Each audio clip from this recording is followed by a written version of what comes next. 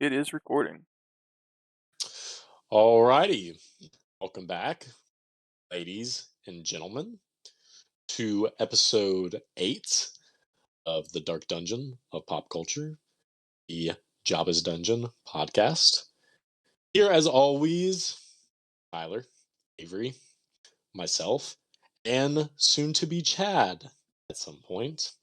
Gentlemen, a pleasure as always. How has everyone been? Pretty good. Pretty good. New webcam, Tyler. Yeah. Got the new webcam. We could see Liquid Death even clearer now. Mmm. Let's go. Dude, I thought it was, as soon as you did that, I thought it was gonna go blurry. Yeah. What liquid death is that? Is that a tea? No, it's the cherry. Cherry one's good. I had It, not had it until I got this case. if you get it like really cold, it's really good. I guarantee it. Yeah, for whatever reason, I haven't seeked it out at the sheets closest to me. But anytime I come across any at the Speedway, it's the tea kind, and I'm just like, no, not really feeling the tea. Yeah. Not a big tea guy, but the cherry sounds good. The cherry's really good. So once again, liquid death, right here. You know, so I don't think there's any other sponsors that we're missing at this rate. Justin Long, Kevin Smith. Avery loved your short film in VHS Beyond. We love you, Justin Long. We love you. I'm not Come gonna on the speak on pod. that. I ain't gonna speak on We that. love you, Justin Long. We love you. Before we get into recent pickups, and speaking of animals, Lily is off camera playing with her toy. Have we watched anything as of late before the main topics at hand? I think we've watched a few things in the past since we spoke. Shoot, I did not. I didn't add. What's it call it? The movie I watched last night to The first time. Letterboxd. Yeah, I really liked it. You know, I thought it really held up for all the way through. It made me actually kind of creeped out. And I'm gonna throw this question out there because maybe I'm interpreting it way off. And this is spoilers for anybody that hasn't seen it. Everybody's seen it here.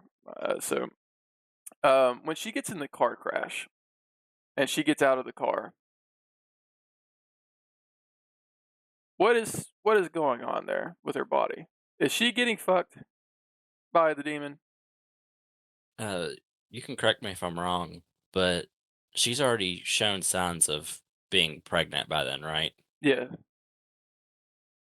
because she finds out like well, yeah, because she like leaves the apartment because she figures out that she has the 666 on her head, and then they get in a crash, I guess, because they're trying to stop her.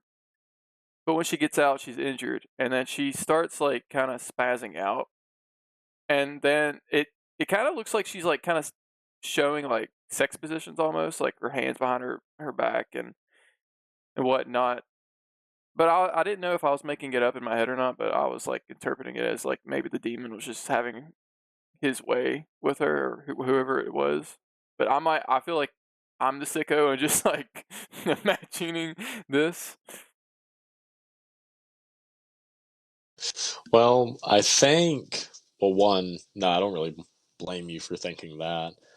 Um, Tyler could probably speak more on it, but I do know, um, yes, you're right as far as her already showing the signs that she's pregnant. So I think what that really came down to was her like really like being like full on preg with the demon.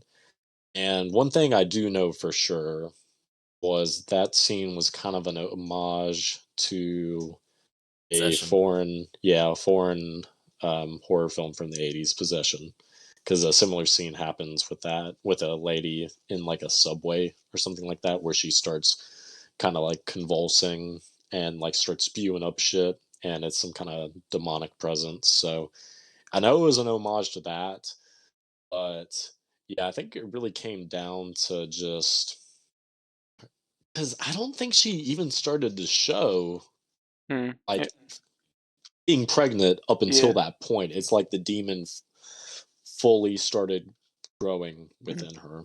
Maybe. It's been a while since I watched it, so I'm trying to like fit Because the like time.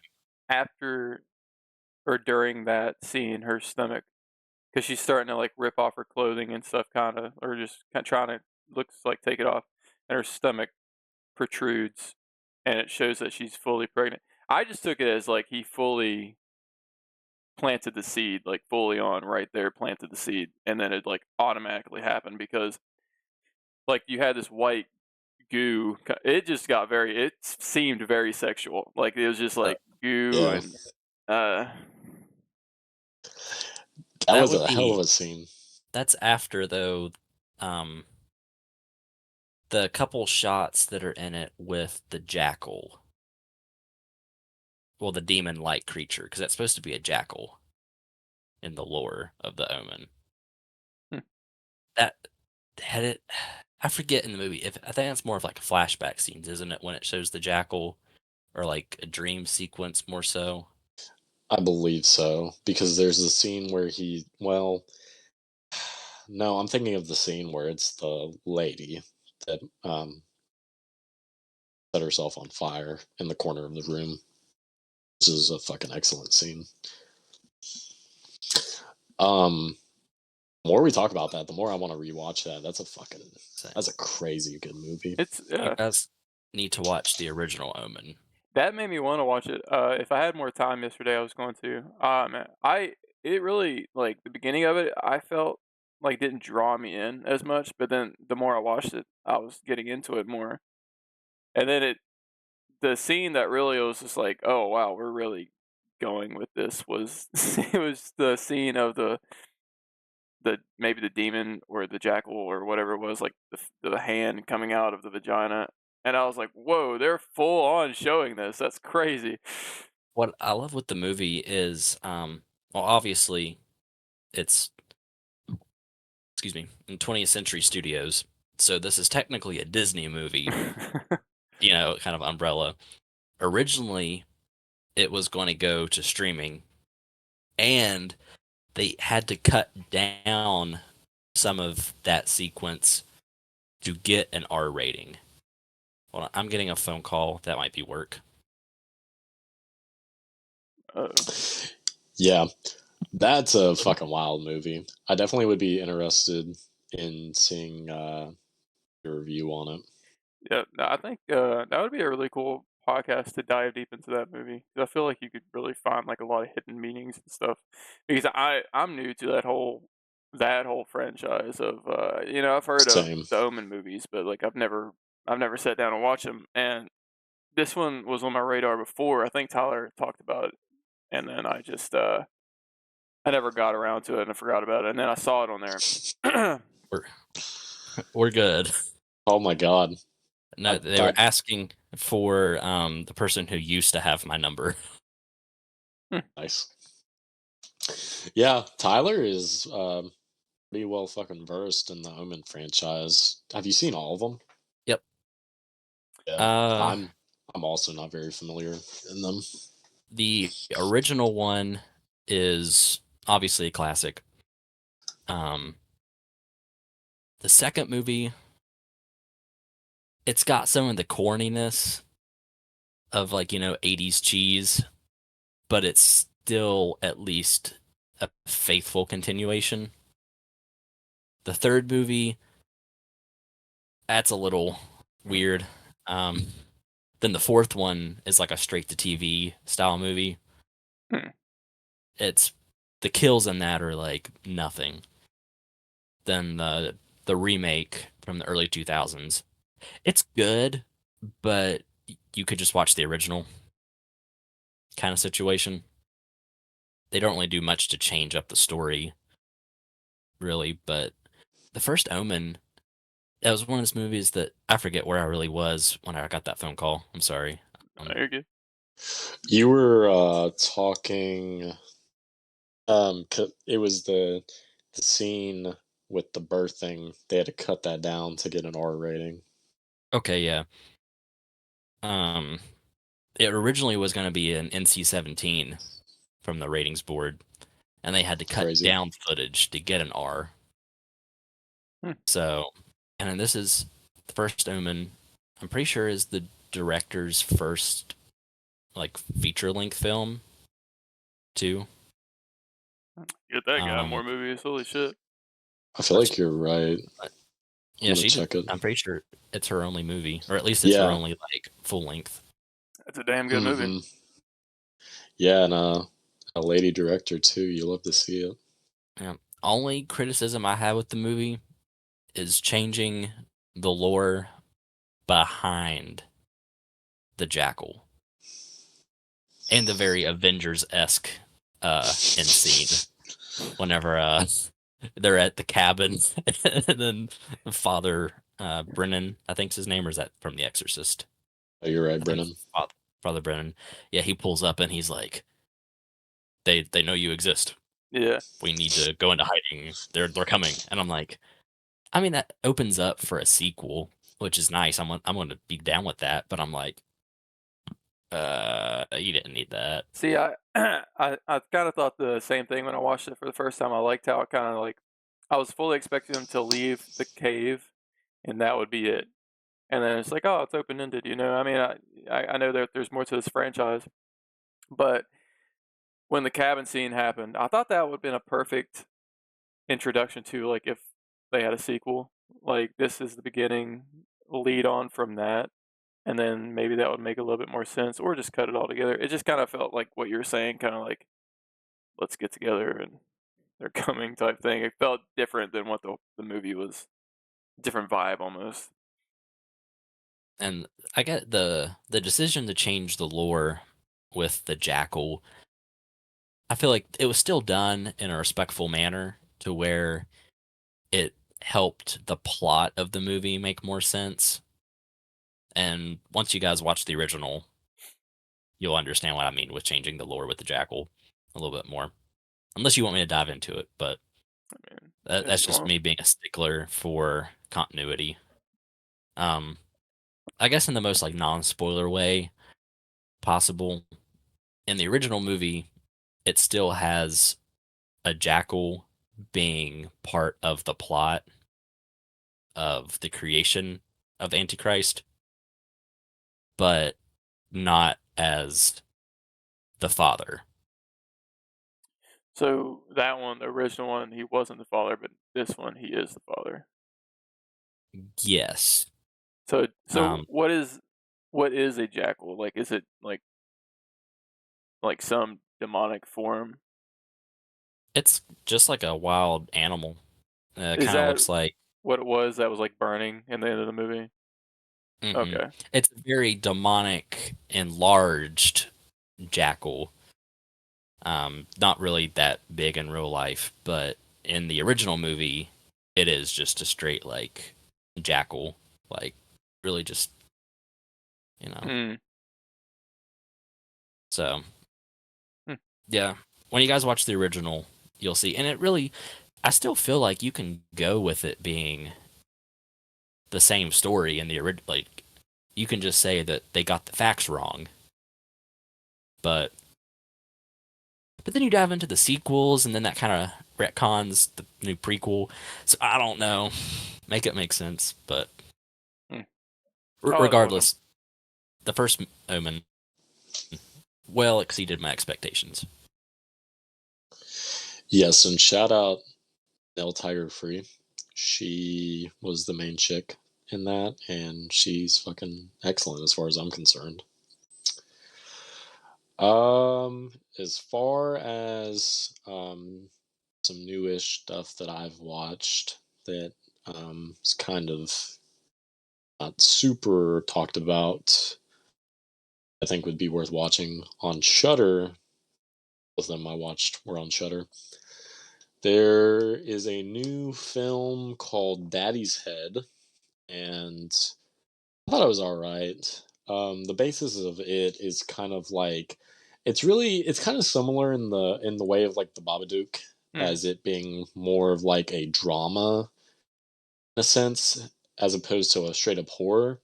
What I do like about it is it's got probably one of the closest depictions I've seen to a skinwalker in a film. So that was kind of cool. It seemed like a lot of people liked it.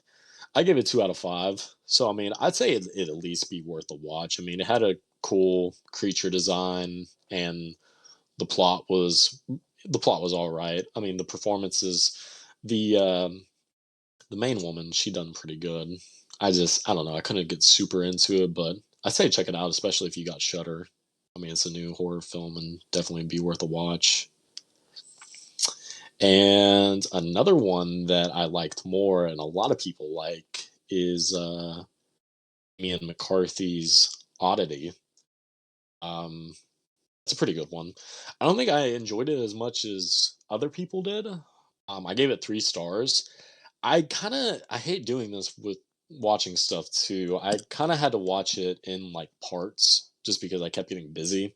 Yeah, I hate that. I mean, like some people do good with it, but like me, sometimes it takes me out of it a lot. Um, but I got a lot of people that I follow, and just seeing overall reviews, it's closer to the 4 star range, and it's a pretty good like supernatural horror, and it's not too long. It's 98 minutes, and it's got a pretty wicked creature design kind of towards the end, and especially the opening scene was fucking killer. It was very suspenseful. So that's also on Shutter. Both of them on Shutter. So I say check them out if you got Shutter.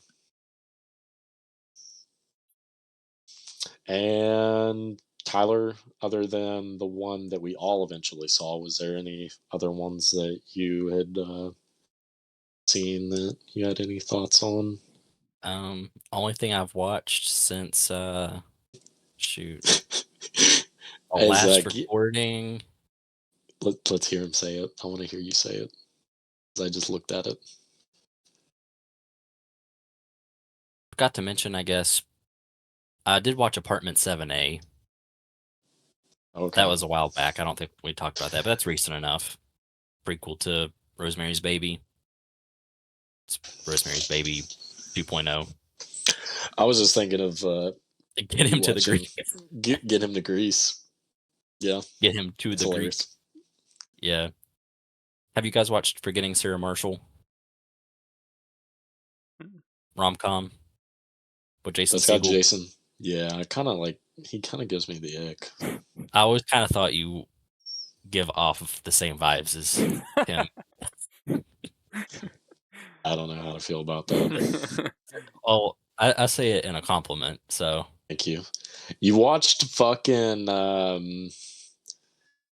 oh my god, Jeff, Who Lives at Home Before Signs. And you said your review was like, I really want to watch Signs now, and I wanted to actually strangle you through the computer because it's your fucking whole I love Signs so much.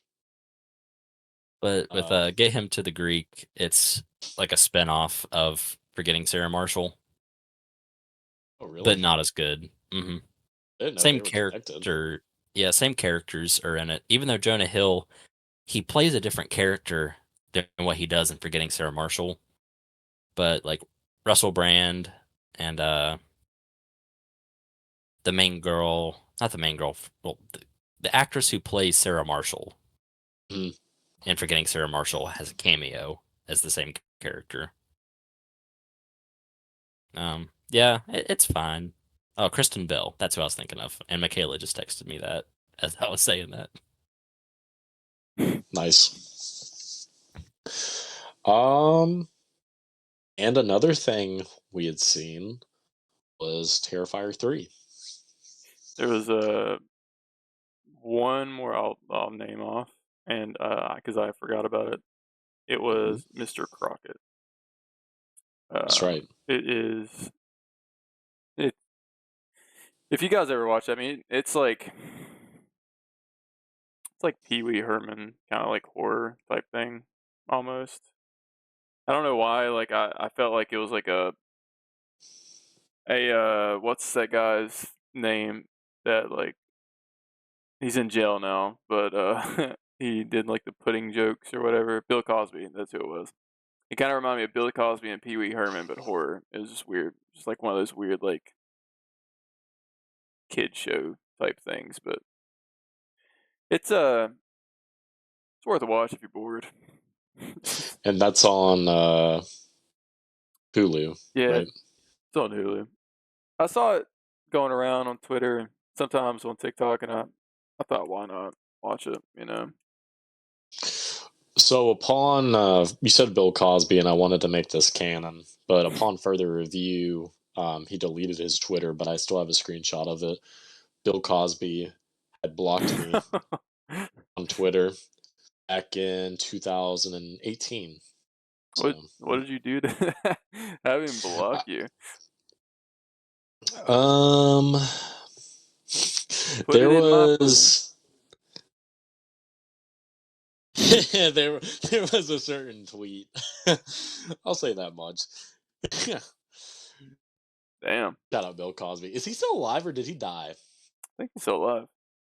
Okay, not shout out, but Bill Cosby. Ronnie Bill Radke Cosby. had me blocked for that a is while that's true. on Instagram. That is Did you true. get unblocked? Hmm? Did you get unblocked? Yeah. Yeah, if And Tyler would have made like some TikToks or something, maybe Tyler's face would have been plastered up at like the concerts or something. oh my god, Yeah. so cringe. The dude was talking crap about Motionless in White, like ripping off their ideas, and I'm like, I think it's just the fact that you guys play similar genre music Yeah, and you all share the same like creative, you're in the same scene, so yeah, some things are gonna be similar. But I said it in like a very like, you know, keyboard warrior tone. I mean, the comments hopping on me was so funny because some guy said I look like dude, Sid from Ice Age in my profile picture. well, like Dang. even in like Falling Reverse's new album, they have like this little bit. I guess I mean it's like an actual song, but it sounds like Ghostman and like Suicide Boys. So like if you really want to be like outside the box and be like, oh, you're copying, even though he says like in interviews like, oh, it's of course it's like it's kind of like homage to him. It's like, well, I mean, they could say to you that's copying, just like you're saying to every other artist that they're copying you and whatnot. So big ass circle. Mm. I'm Seeing still not do it. You seeing didn't like it. Motionless in White do Rhea Ripley's entrance for WrestleMania got my dick stiff. That shit went hard That was pretty as cool. fuck. Fair. It's hard. So you haven't listened to it, Tyler? I've New heard album? the theme song, yeah. No, for was it Falling in Reverse's new album? You said you hadn't listened to it. Oh yeah, I listened to the singles that came out like 5 years ago that are on the album. Mm. They're not that great. I'm not gonna lie. Like it's like you got like the singles that he had that's like has a mixture of metal and rap, and then you got the other ones that are just like very strange and out there. So I'd heard Zombified, and then I heard, and of course Popular Monster, and I heard a clip the country breakdown from All My Life, yeah, and I was like, Jelly not even Roll. gonna entertain it. So Dude, so not ashamed to admit, fucking Avenged Sevenfold, a shit, but their newest album is fucking dog shit. And my sister, like, actually unironically likes it. And I'm like, dude, I can't fucking listen to this shit. It's like bands that have been around for a while and now they're just like kind of doing some like really off the wall shit. It's just very strange. I feel that. I just listened to Breaking Benjamin's new song. I forgot what it's called, but it wasn't that bad. I've been meaning to check it out. It's pretty. I mean, it's like it's got a good sound to it. I've been falling off with a lot of artists lately. I don't know why, but it's just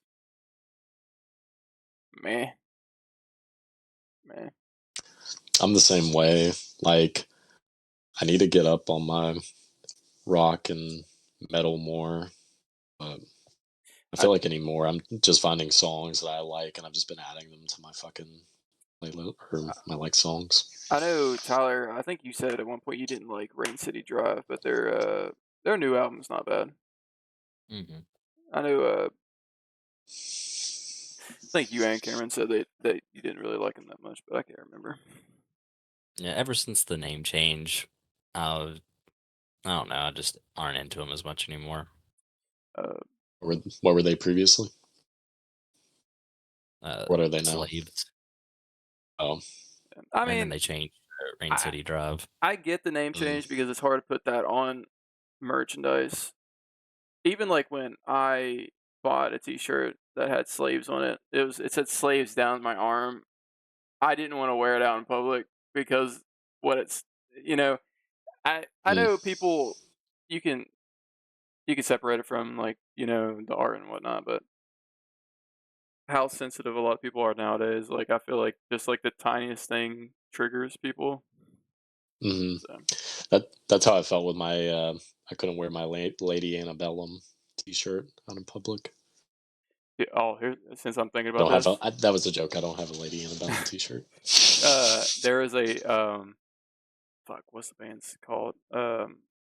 Old Ham. What Old Hamilton? What's the fucking band? Knock loose. Knock Loose. On the back of it, they did a collab with bruh, it's in my head, and then as soon as I want to say it, it's like gone. They had a collab with a band for their merch, and it says "Not So Blue Anymore." Oh yeah, counterparts. Counterparts, and this was the time the whole uh, Black Lives Matter and police stuff was going on, and then on the back of my back said "Not So Blue Anymore," and I was like, can't fucking wear this now. You could probably wear it now. There was just like a grace period. Yeah, I That's felt crazy. I bought that and I was like, I can't fucking buy this. Can't Dang. wear this. I mean, fuck. You all amaze me with the band name polls and the Star Wars polls.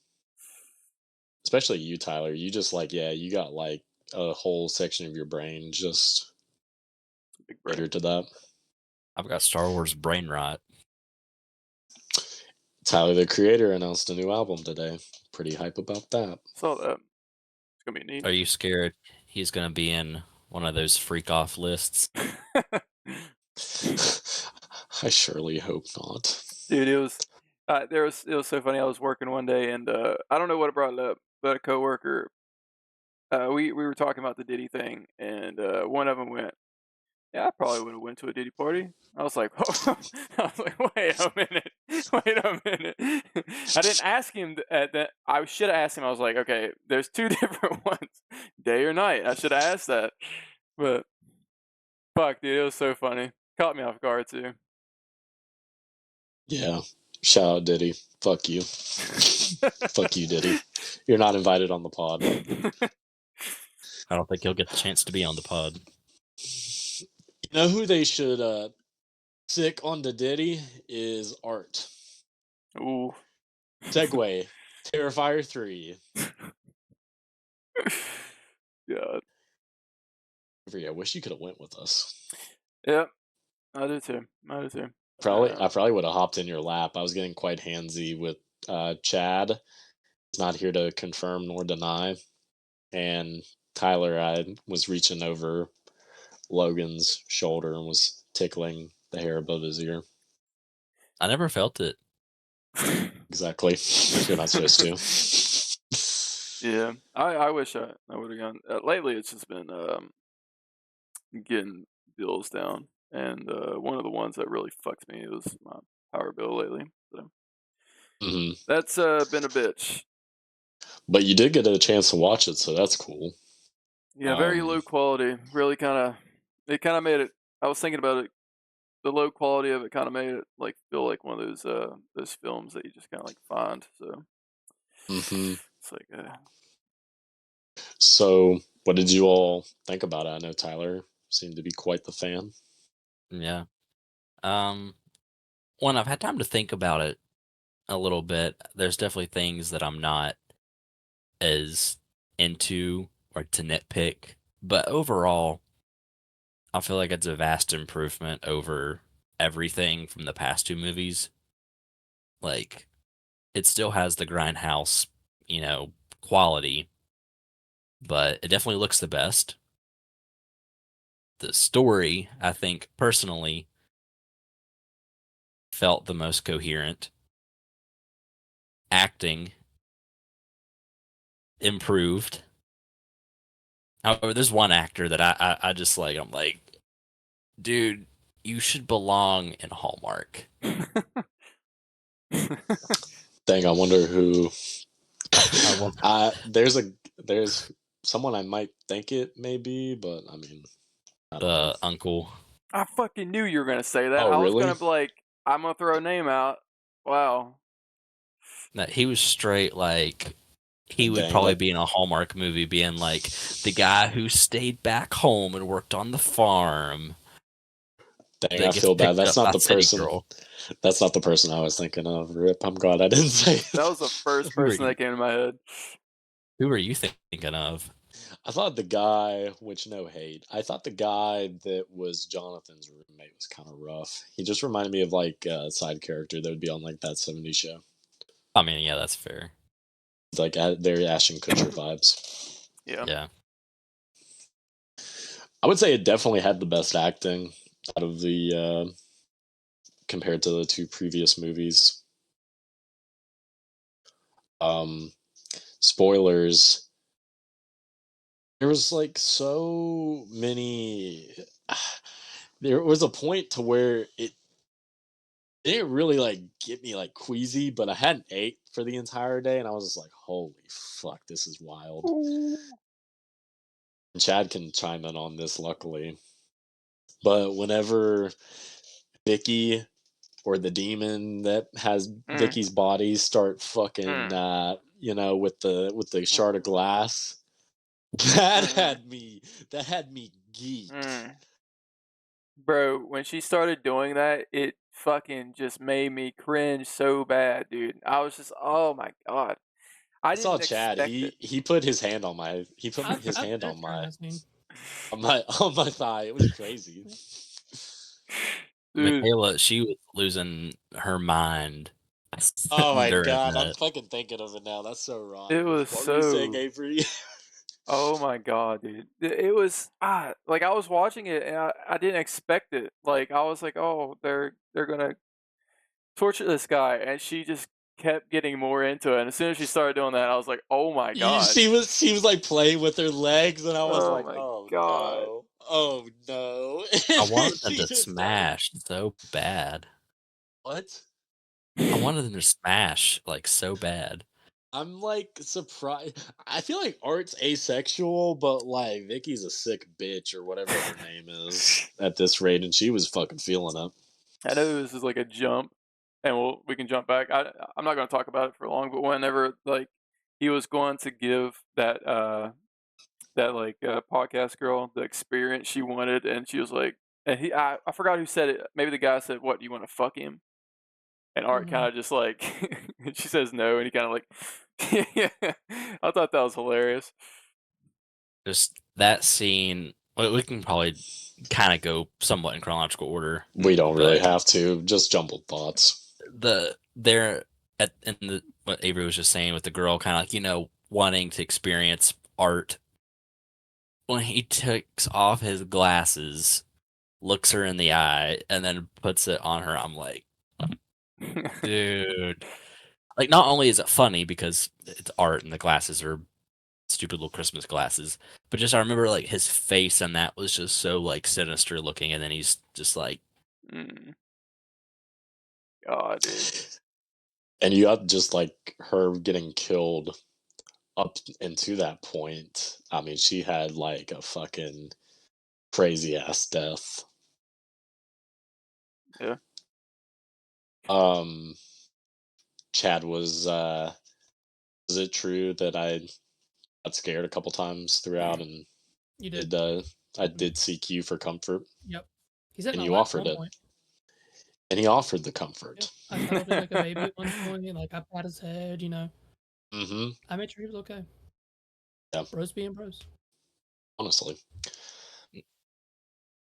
Yeah, it was fucking wild, and in the opening scene too, we talk like 'cause I remember Tyler. I don't know if that was on the podcast or we were just talking in the group, but you were talking how you thought it might have been like a swerve as far as Art actually going full fledged murdering the kids, and as soon as you get him going up the stairs, going into the little boy's room, and you just hear the most crazy sound effects. This film is so fucking absurd. I love it. It literally was just straight insanity. And, I was and he comes out of the room. Oh my gosh. I was talking to Michaela about this earlier today, and that might be one of the things that like I wouldn't say I've soured on, but like I have no issue with a child dying in a movie. It's like, because I know some people would be like, that's a line you shouldn't cross. The sound effects when he goes into that room, that was enough for me to be like, oh, that kid's screwed. Yep. Didn't really have to The show it. actually showing his body parts laying around the room, I don't think that was needed. It could have just had the mother walk into the room and maybe you get like a shot and like have it kind of like slightly blurred out of focus to where you get the point like, oh, this kid's messed up, but he's dead. I was thinking either But that or like to that scene, like they pan in there and there's just like blood all over the sheets and like he's under the covers or something. You can't really see much, but it's there.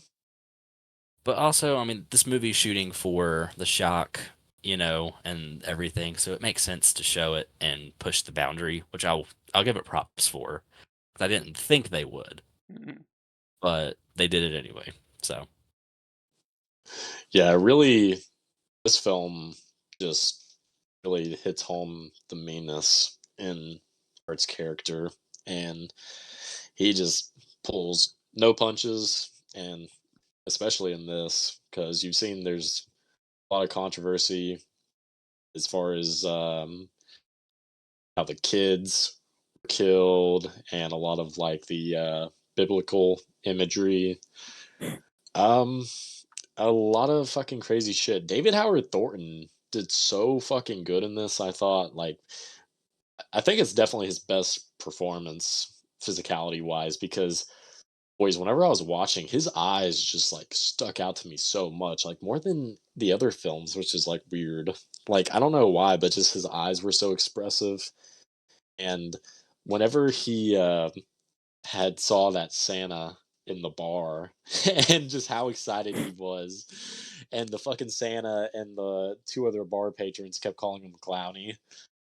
Oh my god, that was just so ridiculous, bro. shoot, what was the name on the ID he gave the bartender? Carl Johnson or something. No, it was something. Oh my god, what was that? It was a name you would not uh associate with him. What was it? But anyways, that was like a scene where I did not want it to Liquid end. Shut Honestly, up, whenever Liquid they do Death. like the cheers to whatever the name is, that was probably the best laugh I got out of it. Yeah, that was incredibly funny. I really want to know. Was it like Demarcus? Maurice. It was Maurice Maurice, Jackson.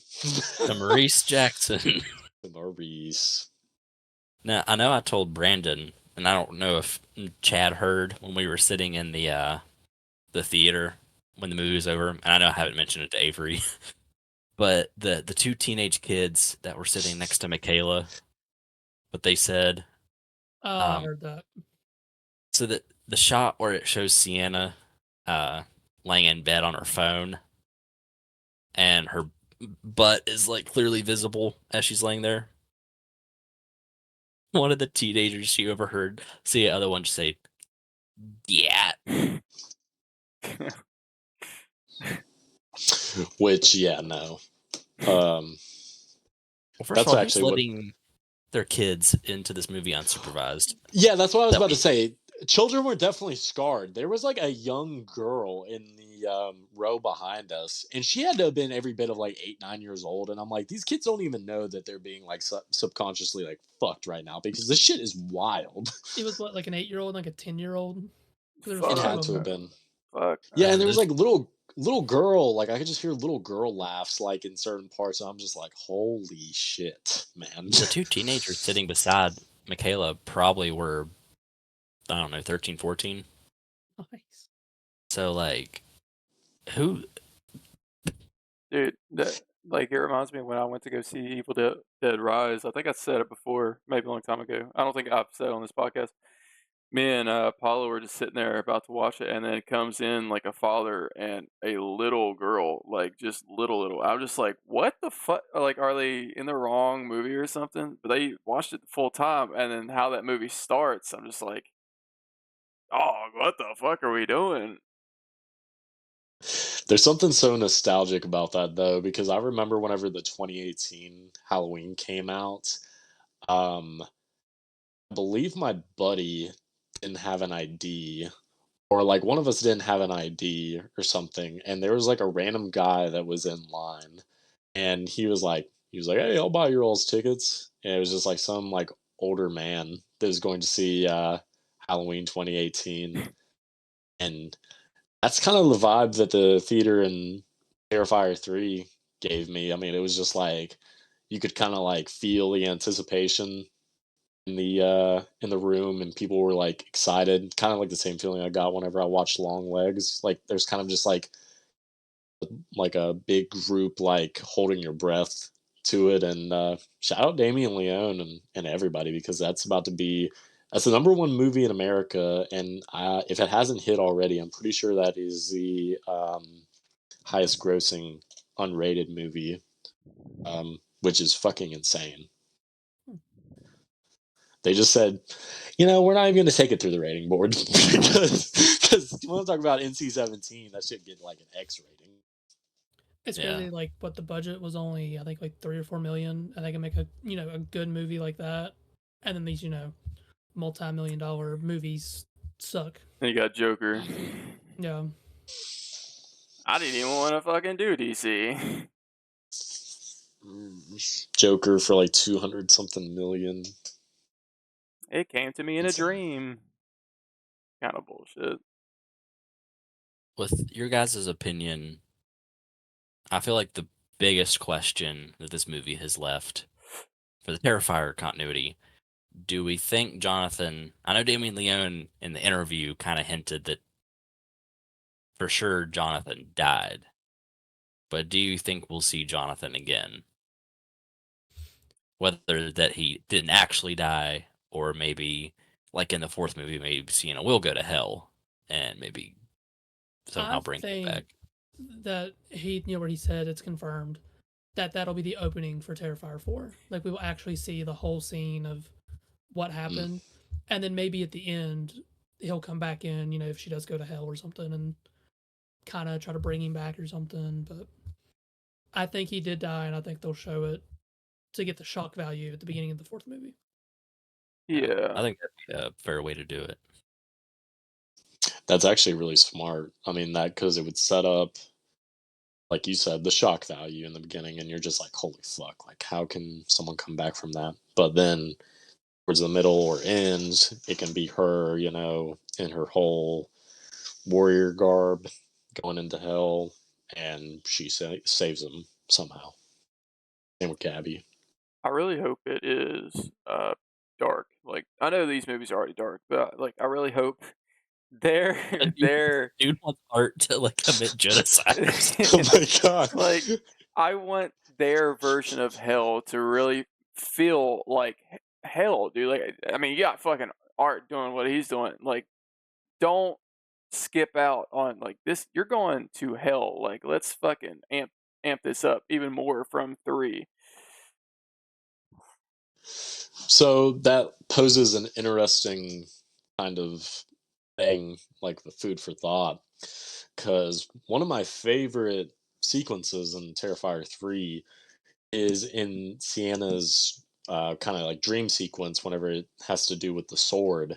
And I remember this shot being in the trailer, and I was like, dude, that's gnarly. I remember I told you, Tyler, is whenever it's the blacksmith and he's like the demon and he's on the chain and he's Yeah. got the mouth and stuff. Like, so if you do a fourth movie and it's more centered in hell, which I would be down for, then you're kind of sacrificing. Are you sacrificing just a normal like slasher to where, just teenagers and parents are getting chopped up and you're trading that in for like demons and shit, kind of like almost like an army of darkness or, you know, which I don't think would be a bad idea because I mean you got three slashers and then a fourth movie where they're just fucking trying to hit a home run and go to hell. I mean that would be really cool. I think.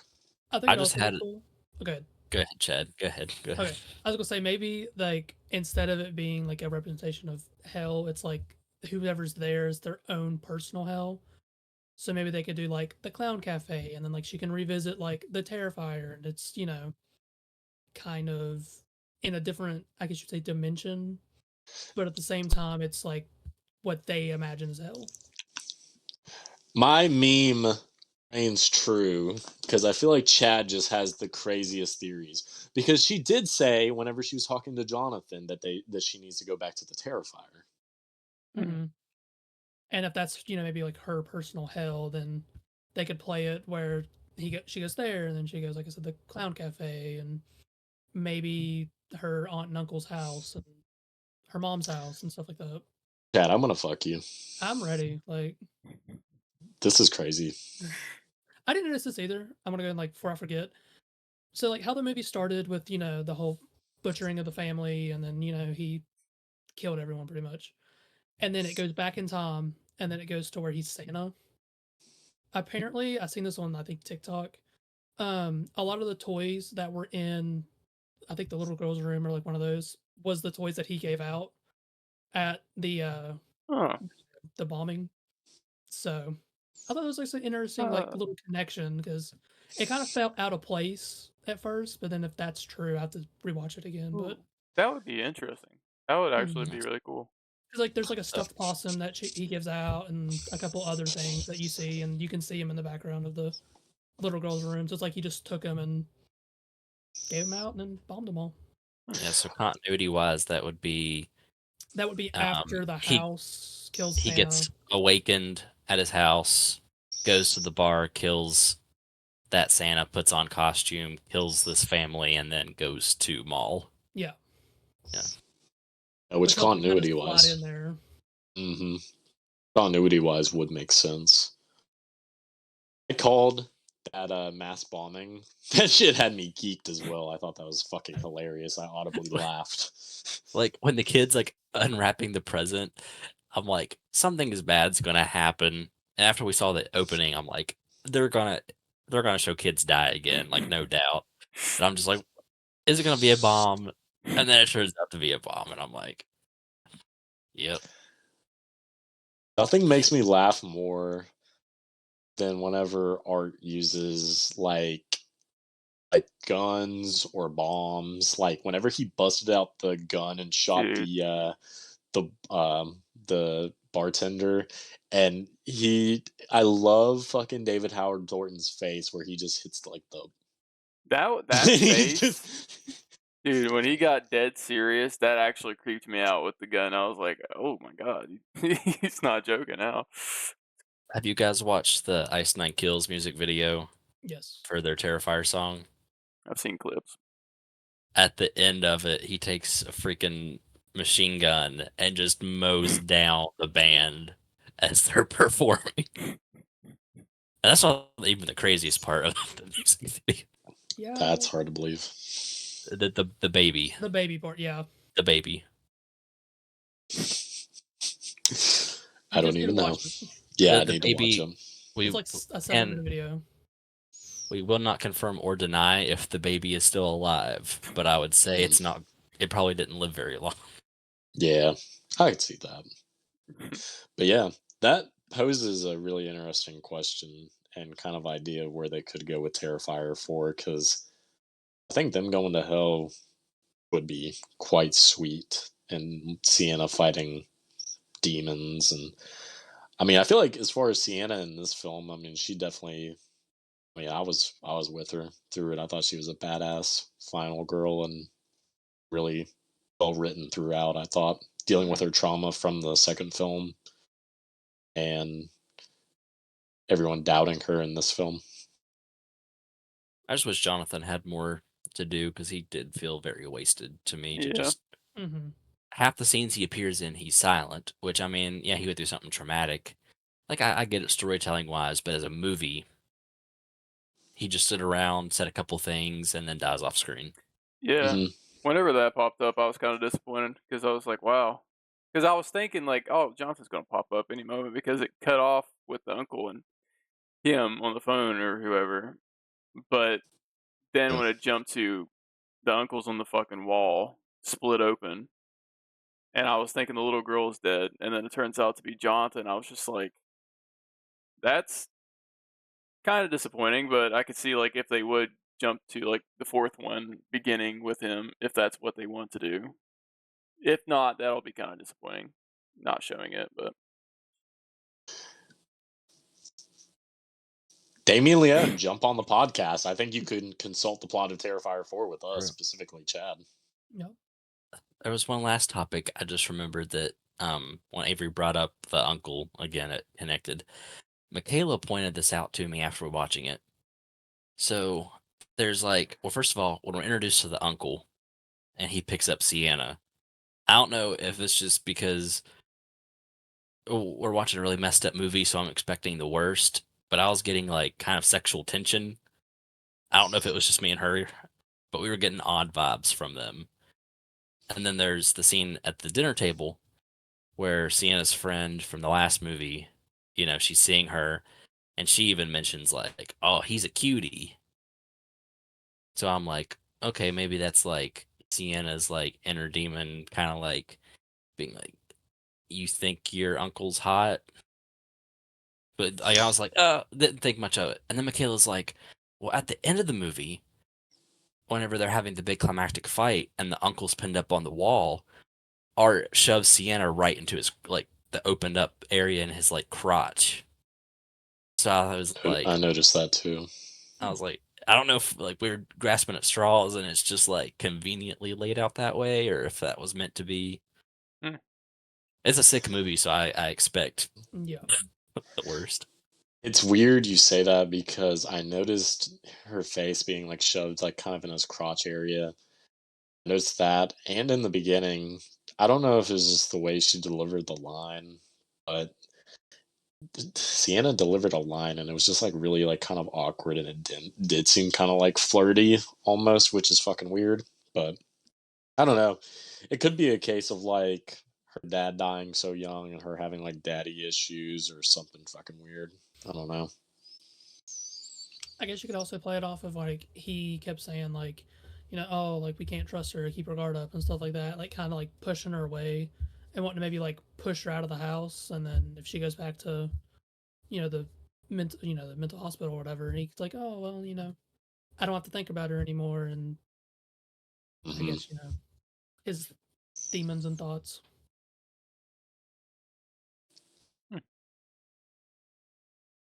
And we saw a shard of glass go up a snatch, so that was pretty wild. that Favorite part right there. dude, out of all of it, that's the one that is embedded in my fucking brain coming out of that movie. The I hope liquid nitrogen was real good.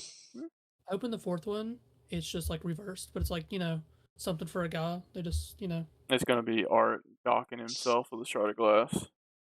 a screwdriver just right up. Art's gonna like probably decapitate somebody and then dork it into like the opening of their neck or something, just because. Why not? Why not? Show his clown dong. Hey, Damien Leone, hop on. We could just do this for an hour and a half. Let's give you ideas. David Howard Thornton, if you want to hop on here and give us some tutorials on how you do your faces, Yeah, you dude. know. With like him this time around, my God, he has gotten like the faces down. Like it's his thing now. Like it's completely just. I don't think anybody else could play art like him. No, he's excellent. I mean, like I said, his eyes are so damn expressive in this movie. And like you had said, whenever he hits like those serious kind of facial expressions, they fucking hit. I mean, he knocks it out of the fucking park in this film. I could see him And playing a good Joker. Like whenever, like going back mm, to like the bombing in the Santa thing, that felt like such a Joker thing. I and like art has such like the features of Joker. Like if you read like Batman Hush, he has the cheekbones that are like out more, the long nose, the chin and stuff like that. So looking at art, like looking at Tyler's shirt, the nose and everything, like if you would Photoshop him maybe with like some hair or anything, I feel like you're not that far off from the Joker anyway. So I feel he definitely can make the facial expressions and a very creepy one, a creepy Joker at that. and I've seen videos with Damien Leone interviews where he's talked about he did take inspiration from the Joker when designing art way back when. I mean, because you got to think art's been a character that Damien Leone's cooked up since about like the mid to late 2000s. And I think 2008 was that first short film that's in All Hallows Eve where it's on the subway and Art looks like he's had way too many edibles. He's just sitting there, he's like, I love the meme where it's like, if you don't love me at, and it's that, and you can't love me at like art on Terrifier 3. Yeah, shout out David Howard Thornton and Damien Leone. I I'm gave. gonna feed. Oh, I thought we were moving on to a different topic. My bad. You Oh, go I was ahead. just gonna say you gave it 4 stars. Yeah, 4.5. solid four. Solid four. Yeah. I think realistically, I view the Terrifier movies that whatever I give them on Letterbox, realistically, I would probably take like half a star off. But you gotta. I appreciate what it's going for, you know. But no, like honestly, like no, I liked it a lot. So yeah, I'm 4. I feel the same way because you got to go feed your cats. I was gonna say I thought we were about to segue into like the penguin or something, so I was gonna like feed my cats real quick. Well, we could do pickups as well. Well, I mean, you guys go ahead and go with what you would give it. You know, Yeah. Chad, what did you think as far as giving it out of 5 stars? I would probably. I think I'd give the last ones like a 3 and a 3.5. I'd probably give it like a 4 because I liked it a lot more than I did the first one. It's better than the second one, but the second one still has a lot of good value to it, good kills. So I'd give it a 4. Avery. I'm gonna give it a 4 too. I really like the first one. That was just like I don't know. Something about the first one kind of has a special place. I don't know why. It's just like that. Like a lot of people, that was their first, my first introduction with art. I didn't know about like Hollow's Eve or whatever it's called. I've seen like the artwork of it on I forgot what app, but and I haven't watched it yet. But first one, yeah, I think I agree with like the first and second one, like a 3, for me at least, and then 3 is a 4. I really like this one compared to the other two a lot. Um, like Chad said, 2 has a value to it, and I like the lore aspect of it. But I really liked what 3 was going for, story wise, being so like you can follow it easier and everything. I'm so glad that we have a new horror movie that takes place during Christmas Hmm. because there's something about just like when you can make Christmas feel eerie Yeah. that is so nice. Like I think of Silent Night, Deadly Night. That's a good like old 80s Christmas slasher. Black Christmas. I'll throw that out there. Bro likes Garbage Day more than Black Christmas. I don't like Garbage Day because actually Garbage Day is only in Silent Night, Deadly Night Part 2. not the first one. Even though part 2 is basically the first movie, just cut down with additional footage, It's which always is very disappointing. like you say, like it's such a peaceful holiday. There's just something about it being scary. Like you feel safe in Christmas and stuff like that, and then those movies that twist it, and you're like, well, fuck. I watched, shoot, what was the Christmas movie this past year? That's like, it was so out there, but it felt so weird and uneasy. It wasn't It's a Wonderful Knife, is it? Because that was one, wasn't it, at Christmas? No, not that one. That's Justin Long. Yeah. Shout out Justin Long, we love you. Justin Long, please get on this Shout out Justin podcast. Long. You were the best year. I mean, not the best year. I'm looking at that filter on Letterboxd. You were the best part of It's a Wonderful Knife. Yes. Also, want to throw out a rip, Kizu Urasari, which was a dude that done a lot of the suits for Godzilla, Mothra, King Kong, and Ghidorah. Dude was 89, so quite the legend. R.I.P. I didn't hear about it. I'm like so nostalgic for those Showa era Godzilla suits too. There's So a goofy. big news. It's not. I wouldn't say. I don't want to like overdo it, even though it's like still a death. For the people that are like into music, pop music and stuff like that, you have the One Direction singer that has fallen out of a hotel balcony, fallen off a hotel balcony, 3 floors. I don't know his name. I'm forgetting it. Liam. Liam. Right. That's Liam Payne. Yes, I'm pretty sure that's it. Yeah. Saw a meme where it was like, nah, the dude from Taken didn't die. Like, how? Like, nah, bro, not that Liam. Yeah. The ones that he went the wrong direction. So Only one direction down. There's been some crazy memes. What? Christmas Evil is the movie I was trying Evil. to think of. Yeah. And that came out this year or the past year? No. It's 1980. Oh, okay. Never mind. Okay. I didn't watch it during Christmas, so I was like, why is it not in my December watch list? It was in November. I think Terrifier 4 is definitely the best Christmas slasher horror that I've seen. Because Tyler brought up a good point. It is just like, it takes like a certain movie to make that. What? You've already got the script for Terrifier 4? That's crazy. 3. Terrifier. Let you go. Hey, for Terrifier 3, it definitely does take a certain something to make like the Christmas slashers. I feel like that just took the fucking absolute wind out of because I've been like trying to not say Terrifier 4 because like all the shit's already coming out with it. Fuck.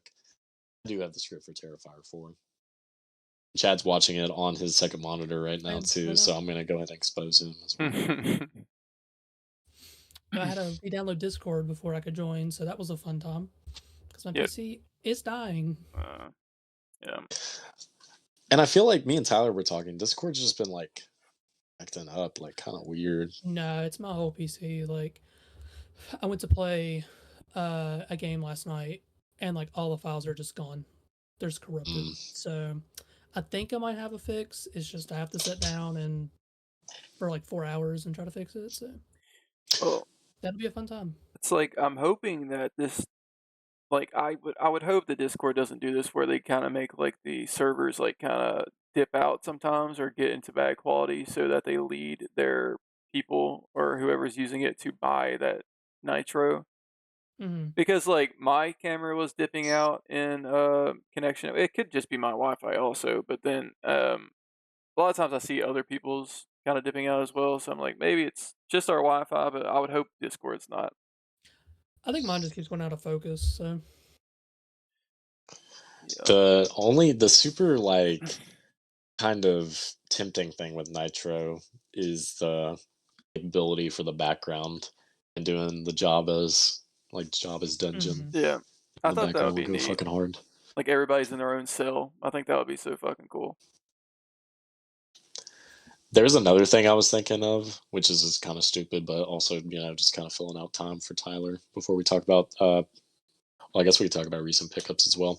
I was thinking, like, we need to have, like, some sort of, like, effect, or, like, I was going to buy, like, a damn, like, kazoo or, like, some streamers whenever we, like, all agree on a recent movie we've seen, or, like, as far as, like, ratings.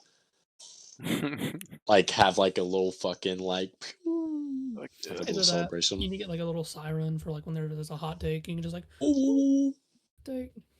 ooh. fuck Chad, yeah. how do you feel about my mustache? I love it. You? How do you feel about my mustache? I think it looks great. I think you need to fully shave your face into the mustache. So you could have like the Hulk Hogan. I thought about doing like the mutton chops, but I don't know. That'd be hot.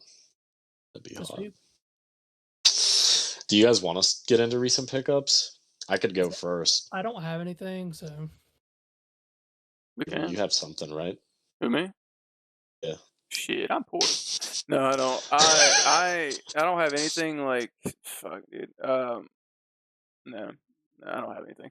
I got like a pre-order, I think, coming out fucking next payday. I can show and tell a Funko Pop. That's about it.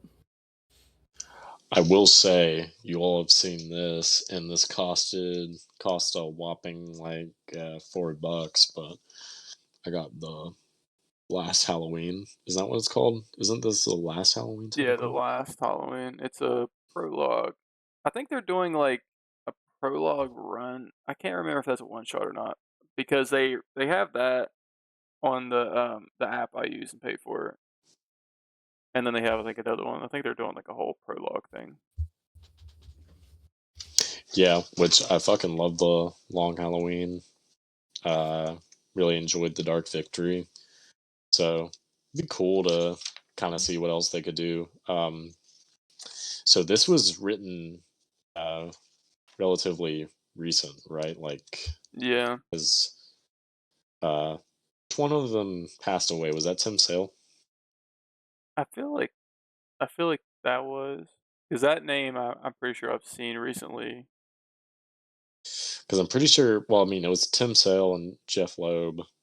I know one of them passed away not too long ago, so someone kind of had to pick up on the story. But I was trying to find Absolute Batman and could not find it, and I was like, and this was Dude, the last copy they had, and I was like, yeah, might as well. I want it so badly. I'm gonna have to probably order like a whatever, I guess third run off of Things from Another World Mhm. because man, I was really wanting to get one, and then I started seeing articles say that they, sold out of the first and second, and now they're going to the third, and I was like, damn, I knew it was gonna be like Ultimate Spider-Man because it's a fresh take on Batman. Yeah, I checked Thing from Another World and cheap graphic novels, and I think like one other site. I couldn't find anything. Yeah, they got two other runs coming together, and they're gonna form the Trinity. It's gonna be Absolute Wonder Woman, and then they're doing Absolute Superman, and then they're gonna do a combination of the Trinity. I guess it's just gonna be called Absolute Trinity, maybe. But so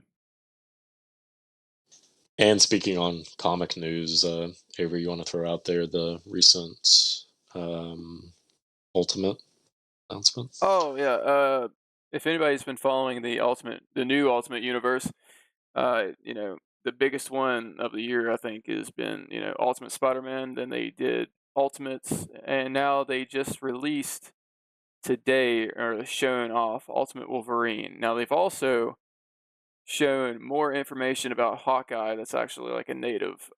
So that's pretty cool. But Ultimate Wolverine looks pretty sick, and I guess the description of it, from what I've seen, was that they're trying to make the ultimate Winter Soldier. So I guess they're tying that in with him. I think it looks pretty cool. At first, I thought it was like a Deadpool Wolverine that they're going with, because the outfit looks like they just had sex and had a baby of Wolverine and Deadpool, but it looks badass, to be honest. He's got the face covering and Mm, everything too. I think it looks pretty sick. yeah, that I'll say one's another comic. I don't know if y'all seen that they announced today was like the new Doom one. I think it's like One World Under Doom. hmm, It's supposed to be like a new event that's coming out in 2025, I think. Mm. So I didn't see that one. I think I it need got to catch up on. revealed today or something. So the art looked I need, interesting. I need to catch up on the Ultimate Spider-Man. I do too.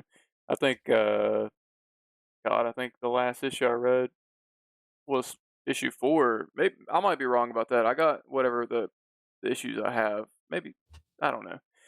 I need to catch up too. I know I'm caught up on releases for the run and with the Black Panther one. I've thought that one's okay, but I've not actually picked it up to read anything probably past like issue 5 of both of them. They were talking more about Hawkeye today, where it's uh, it's a their first non-binary they them character for the Ultimates. So Hmm. and I'm pretty sure they said it was a Native American. So it's like a different spin-off. So the character design looks pretty cool from what they're That'd be going really cool. for. Mm. I haven't seen that, but I know I seen like a little thing on TikTok that they were like showing it off, and uh, I think him and Captain America were fighting or something like that because he doesn't align with American views. Hmm. So That'd be neat. Hmm. Yeah, I didn't see that one. yeah, you guys definitely want me like kind of give me like more initiative to like get into newer runs, but I feel like there's so fucking many old shit I need to read, and Yeah, I really that's wanted to pick up that Absolute Batman, but I was like, fuck, it was hard to find. it is. Yeah, yeah. I hate when that happens. But it's also a very good thing because it's people buying comics, and that's a good thing. Instead of just pirating it off websites. I've never pirated. So yeah, it's always a good thing to to buy comics, to buy the physical. I try to as much as I can, but if I miss out on it, like Absolute Batman, I'll probably end up reading it once it hits the DC Comics app. That is a fucking thick Batman. Yeah, That's not my preferred Batman, but that is a thick man. yeah, he's fucked. Like I think the backstory of him is like he doesn't. I can't really remember, but he doesn't have all the money that the regular Bruce Wayne has, and Hmm. he's more lethal. I can't remember if he kills or not, but I have read that like he uses those It's, batarang things in his and his chest piece goes onto a fucking yeah. battle axe. Yeah, there was like a preview panel where he like cut somebody's hand off. I think a Black Mask member's hand off. So he means business. So maybe he doesn't kill, but he's lethal in a way. Hmm. That's fucking wild. Tyler, do you have any recent pickups? Yeah. Um, since this is definitely a Star Wars channel, I'll start with Star Wars stuff, okay? And we have Yes. 0 subscribers that are here for Star Wars. So I found the Black Series Sabine Fuck yeah. from the Ahsoka show. Didn't know that online she was going for like 50, $60, but I Damn. scored her for 20, so under retail. I didn't know So that. the whole like Ahsoka wave, they really range in price just because that wave came out for such a short amount of time. By the time that like they hit shelves, they were already moving on to whatever wave would have been early this year. Shoot, I could probably look.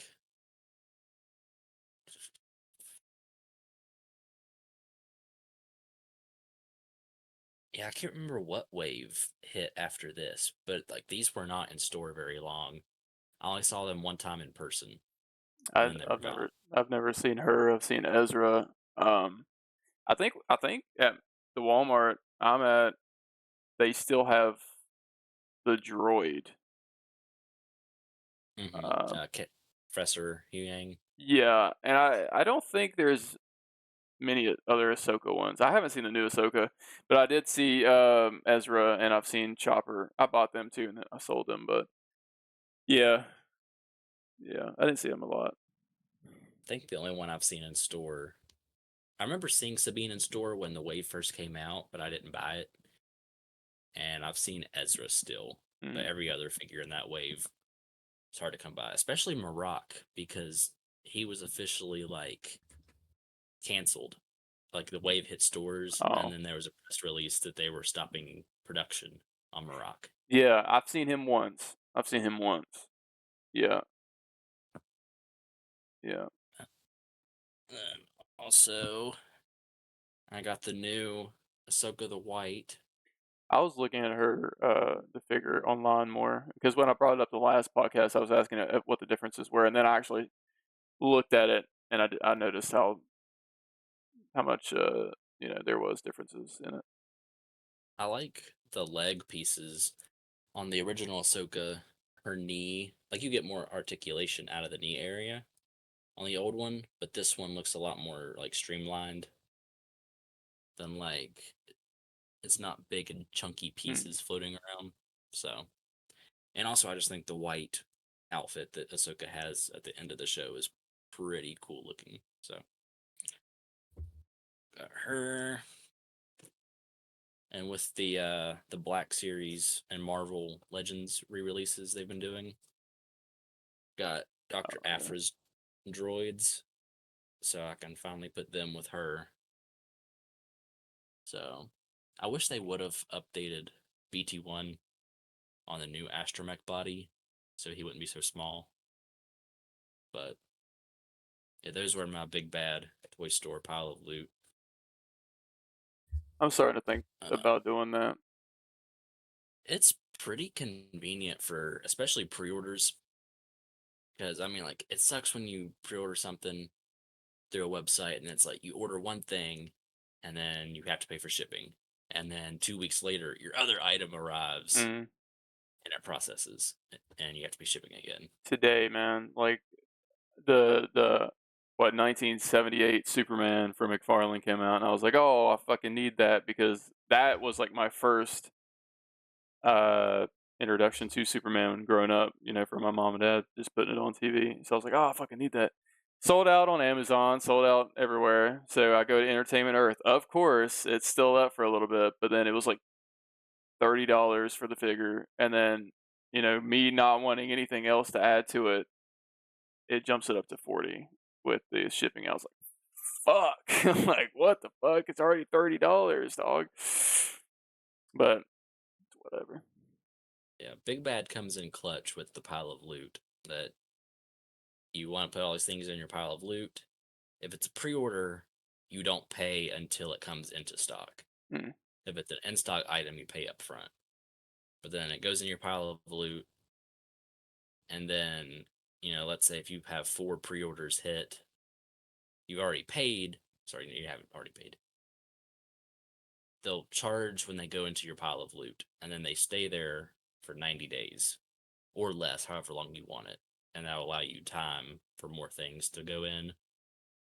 And then you just pay for the $4 shipping and taxes. And that's a lot. It's a lot more convenient to get just one big box come in Yeah. rather than a bunch of small ones. I'm gonna have to start converting because I got right now, like I got Amazon pre-orders because like I got lucky with some before it like snagged and sold out, and then I got some Entertainment Earth ones that's coming. So whenever they're I'm not a coming. fan of Entertainment Earth anymore with how ridiculous their shipping is now. Yeah, I used to be. I used to like it. Now it's just like I'm paying way too much for these items. No, nothing's been hidden for a while because a lot of them are saying like beginning of 2025, but there's always that chance of it going out early. So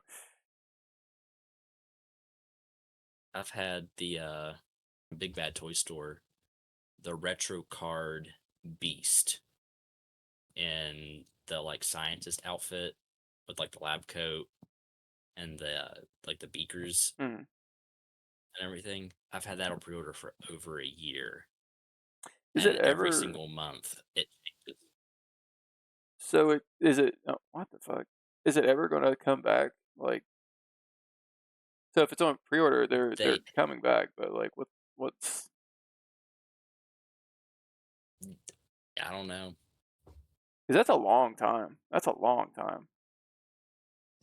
Like, at this point, I'm just accepting that one day I'm going to get an email that's like, this order's been canceled. Yeah. But That's a What banger did you figure too. order it on? Hmm. Did you order it on?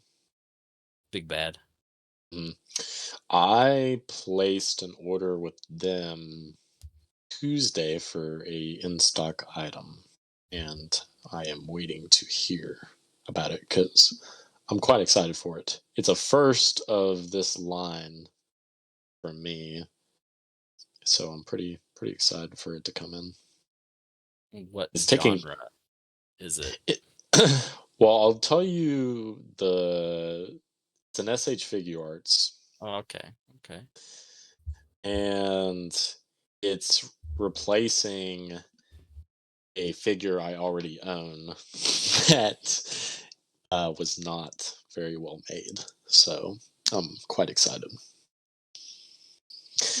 And definitely not hinting as to what it is, going back to us being a Batman channel, Penguin, episode 4.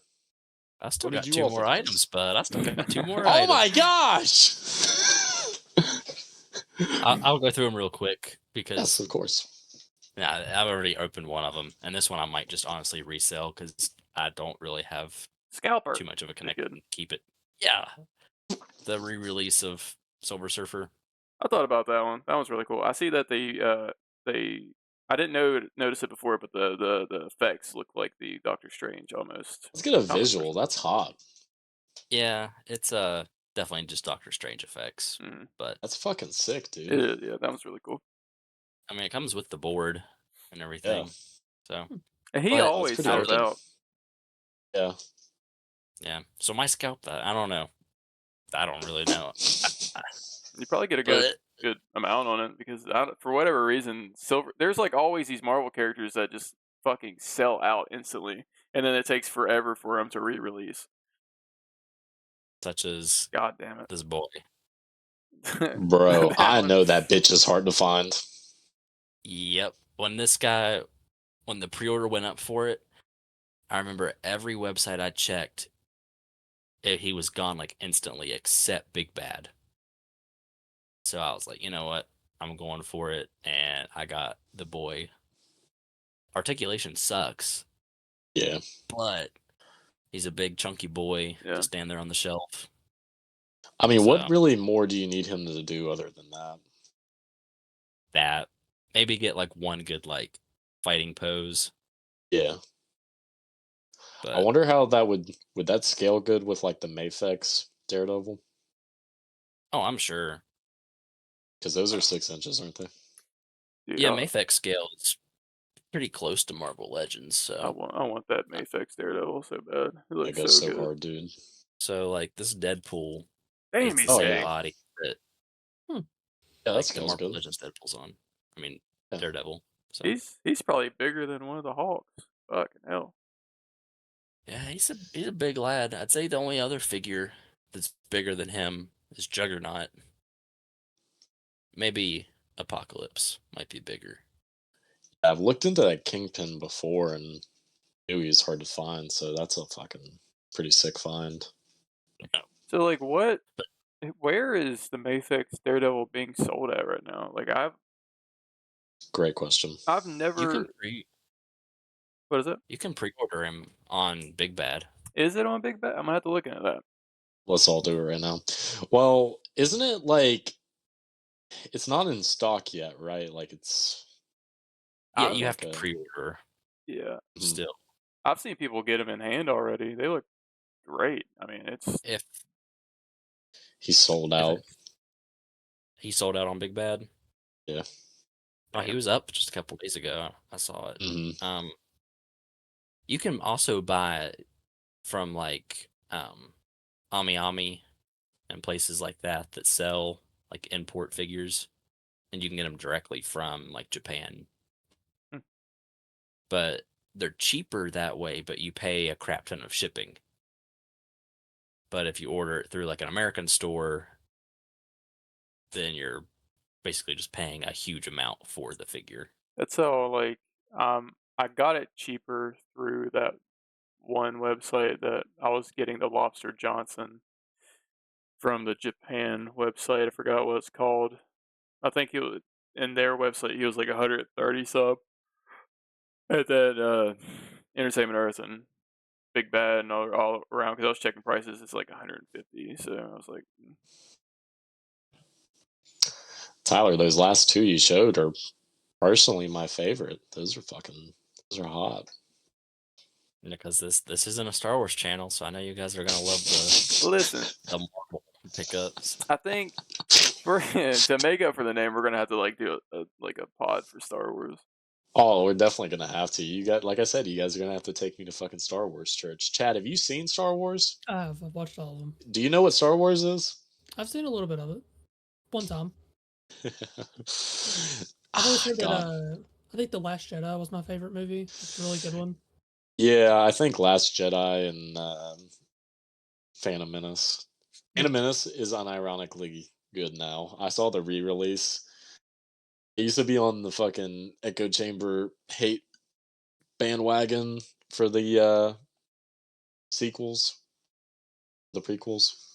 Let's just watch the Christmas special. I do every single Christmas time. For the past like 3 or 4 years, I've watched the Christmas special. I still have yet to. Watch it with either alcohol in your system or some other substance. something that will make things better Make it than what they enjoyable. are. Yes. All right, boys, we're getting in deep. We need to blast through the penguin. We have not even got to the main topic at hand. We are an I'll say real hour. quick before we start that. Have you watched Agatha, Tyler? Did you watch the episode? No, I'm like 2 episodes behind Okay. still. I'll just say the new episode, I think, is one of my favorites. It was very good. It's all about a backstory of Billy. So, good episode. Like I said, probably my favorite of the series so far. I want to get caught up.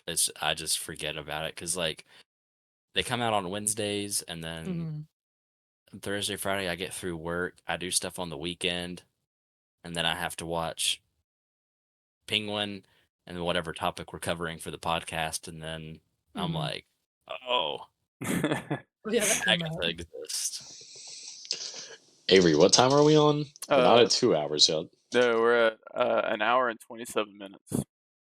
We're doing actually pretty good. So while we're stopping, and I know there's been a lot of rambling, and it's just the fun of the podcast, But subscribe. Make sure you subscribe because we do post, everywhere. We're on TikTok, we're on Twitter, X, and we're on Instagram. So if you have all three of those or just one of them, you can follow us. And we have goofy memes, we have videos, clips, all of it.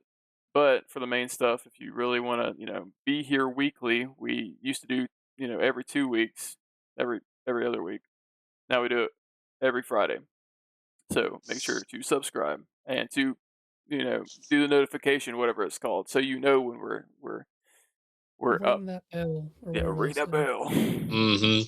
Yeah, Tyler's been fucking grinding on the TikTok. We've been getting out a lot of fucking cool news, for stuff that we talk about on here, and on Instagram we've been getting the memes and been posting some clips and stuff, and check out the clips whenever they're posted too, because that helps as well. And it's a little bite-sized, digestible, whenever you don't get enough of us, just throw on a clip.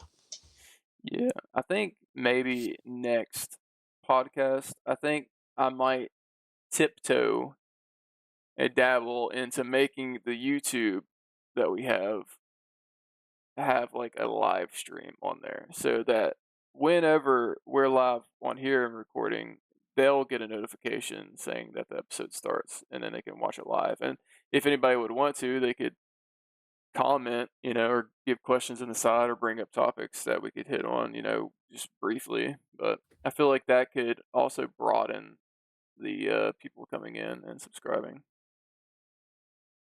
And definitely make it more interactive. Hmm. So you want to stop by and say hi. I was gonna wait till we got like to a certain number, maybe to 100, but I was thinking like maybe it'll help us boost a little bit. So Mm. And to help us grow, just make mm. sure to share the channel, share the videos, all that good stuff. The Penguin episode 4, Sophia Falcone has me on all fours barking like a dog. Yeah. Agreeable. You could fix her. I could fix her, she could fix me. I am literally that Ryan Gosling meme where it's her giant in her yellow dress and she says, "You look lonely," and then it's me, basically me, Ryan Gosling, looking up at her. This episode fucking slapped. It's if I'm not wrong, the highest rated episode Hmm. so far of the series. Mm. Delves a lot into Sophia's what's been going on with Sophia the past 10 years, which uh spoilers for this most recent episode, it really gave me some perspective because I forgot that she had been incarcerated for 10 fucking years. I mean, just what she had went through in like the 20-30 minutes that we were shown. Holy shit. I mean, you want to talk about making her into what she is now. That was fucking insanity. I mean, what did you all think about the episode overall? I mean, I feel like, that especially showing us her kind of backstory for at least how her father did her. I mean, fucking crazy. Also, I think it was one of my favorites because like you had Oz show up, as in the flashbacks and stuff like that, but he wasn't the main focus of the flashbacks, and they let her have her own episode and develop, what she went through and stuff like that, and just kind of helped her grow as a character. And it also added to, again, the mistrust between them two because it seemed like Oz kind of ratted her out to Carmine. And then that led into her being thrown into jail and being like, those crimes pinned on her, and then the entire family flipping on her. Mm-hmm. Yes, seeing how, yeah, I mean, she's a great actor. It just from showing how kind of like innocent she was to dwindling down into like what she is now. It is such a like it's two different characters. I mean, it's crazy. Um, Plusing the way she's treated in Arkham, like it really shows you at like the beginning of the series that you think that she does these things, but then it shows you, spoilers, that it was her father because she's starting to put pieces together that it was the father who killed maybe her mother. Mm-hmm. So it was really cool to also look into Arkham and it kind of, I know I brought this up the last podcast that I was thinking that maybe like Harley was saying something in Arkham by like this woman's voice, and we found out that it was I can't Magpie. Magpie, yeah, and I thought that was kind of neat. Um, but yeah, 10 years, I forgot about that too, that it was 10 years, and it really kind of like shows you a new perspective of her, and I really like this episode because it really dives deep into it. I'm also I'm curious to see if the relationship with her and that one doctor that like helped her and Mhm. stuff like that, if that kind of goes anywhere else, I if they think show more of it. I think he would make a good Hugo Strange. I don't know, something about him. He just seems like that type of dude, and I think he would play him really good. Uh, Up until like I saw him like getting feelings and such, then he started feeling like his own character. But he gave me Hugo Strange kind of vibes. Hmm. One thing visually I liked a lot with this episode, and what Avery was saying with being introduced to the inner workings of Arkham, when she's brought into, the facility and they've got her held up against the wall and you're just breaking her into it. Hmm. There's something so weird about seeing someone so put together she grew up in this high society, everything's perfect kind of life. She, has her hair done, her nails done, and then she's just thrown in there with like the worst people on earth, basically treating everyone like they're animals. So like there's I think a shot of her like in the inmate garb, and you just see like her nails are, still like kind of fresh, and it's just like this isn't where she Mm, belongs. This isn't her lifestyle. So I thought, like, I don't know, something like that makes it really like chilling to see.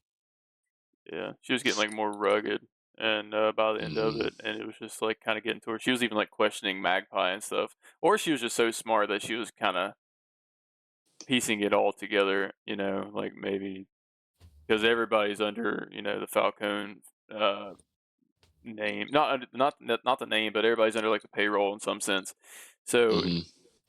it could have just been her father, like just making her spiral. But seeing Arkham in that depth was really nice. One thing I noticed, just as far as Carmine just being, abusive with his power and the way he stands in the family. There's a shot before he just outright tells Sophia that she's sick, before he starts his big alibi that she has like a mental illness, where he cradles her face. And in the Batman, he does the same thing to Selena. It's just like him just asserting his power in a subtle way, but it's, just kind of one, dehumanizing, and two, just like asserting your authority just in a subtle way. Mm, So not only does it show, how Sophia kind of became a more of the character that we know her as, but it shows just how despicable Carmine is, because I mean he put his daughter through that and she didn't do anything.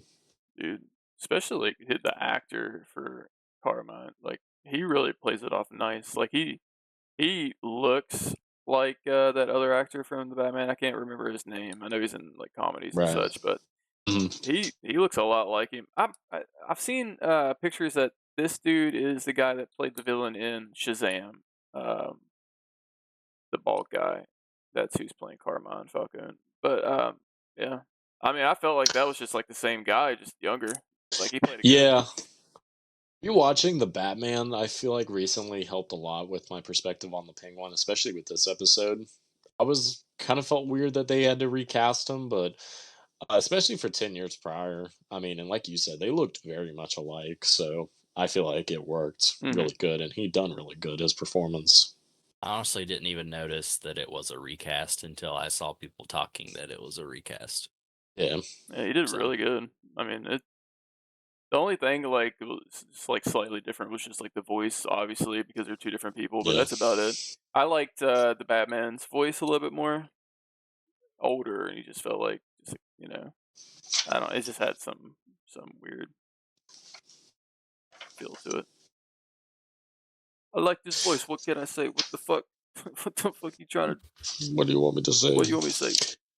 Oh, and before we move on, the fucking last scene where we go through the house and she redirected the gas to kill everybody except for Johnny and the kid Yeah, out in the greenhouse was fucking badass. Excellent.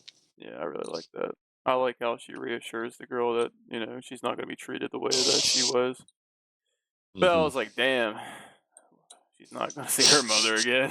Like, fuck. That's what I was thinking. I was like, damn, definitely killed her mother. Yeah. All right. Well, that being said, definitely not over an hour and a half in before we get to the main topic. The main topic of this week's episode is what used to be considered a cult classic, now, for lack of better terms, bona fide classic of not only body horror, but overall psychological claustrophobia, stir crazy, some would say cabin fever, and just a horror gem. We got John Carpenter's The Thing. Man, this movie, I can go back to this movie so many times because there's just it's the rewatchability about it is just so good. The whole thing, I could put it on anytime and get sucked in, just like it's the first time I watched it. And there's not many movies that can do that. And this one, I don't know, for whatever reason, it just has like a really special place in my heart, and I don't know why, but it's just so good. It's so good. I feel like this film kind of similar for Alien to me. Sometimes I just catch myself not fully getting a film whenever I first watch it, and I feel like I always appreciated The Thing, Hmm. but this rewatch, I was like, oh my god, I was just so caught up, especially just in the opening. Whenever you get the score, just the dun dun, and then you're getting immediately being thrown into this just desolate hell on earth, like just hell frozen over Antarctica, and you're getting these Norwegians shooting at this dog, and you're just immediately like brought into the world, and you're just like, what the fuck is going on? Chad, was this your first time watching it, or had you seen it It previously? was my first time. Nice. I feel like John Carpenter sets up just excellent, questions throughout the film, and that's definitely something I want to get to towards the end of the discussion, is just how this was received. But I fucking love that opening where they're chasing the dog and you're getting that score. It's fucking excellent. Um, whenever and then so we get the Norwegians chasing after the dog, and then the dog stumbles upon, I think it's Outpost 31, where there's, I can't remember the exact number of the crew members. I think it was 12 or 13, quite a few, and they just they go outside and they got these Norwegians shooting at this dog, and they're like, "What the fuck?" So they killed the Norwegians. They're like, "Oh, sweet, we got a dog out of this," and not exactly what it seemed. But I would instantly fold. I mean, if I saw a husky being shot at and it was like, trying to take refuge in my outpost, I'd be like, Yeah. "Come on in, come on in. Mhm. I will protect you with my life." And one part, I'm just trying to go off my notes. There was this one shot where it was kind of I think it was a little bit after, it was like during whenever McGreedy and I believe the doctor were going to check out the Norwegians outpost, and you get a shot of the dog, the thing as the dog going down a hallway, and you see it walk into a room, and you just get the shadow casted of whoever it is on the wall. And just John Carpenter is so fucking excellent at setting up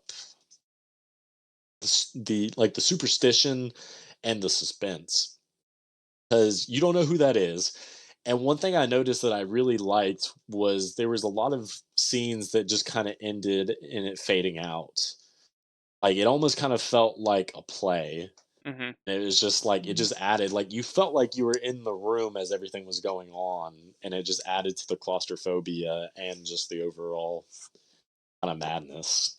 You felt like you were a part of it. I can get that.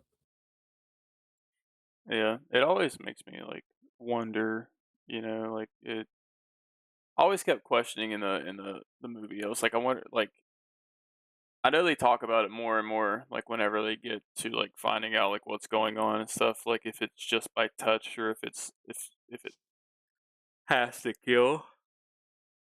Because like the guy at the beginning, he's full on like touching the dog and petting the dog, and I think it. I don't think it licked him then, but yeah. Yeah, that dog handler was quite sus. I mean, I don't really blame McReady and the doctor for kind of being Mhm. on that dude's ass throughout the Mhm. film.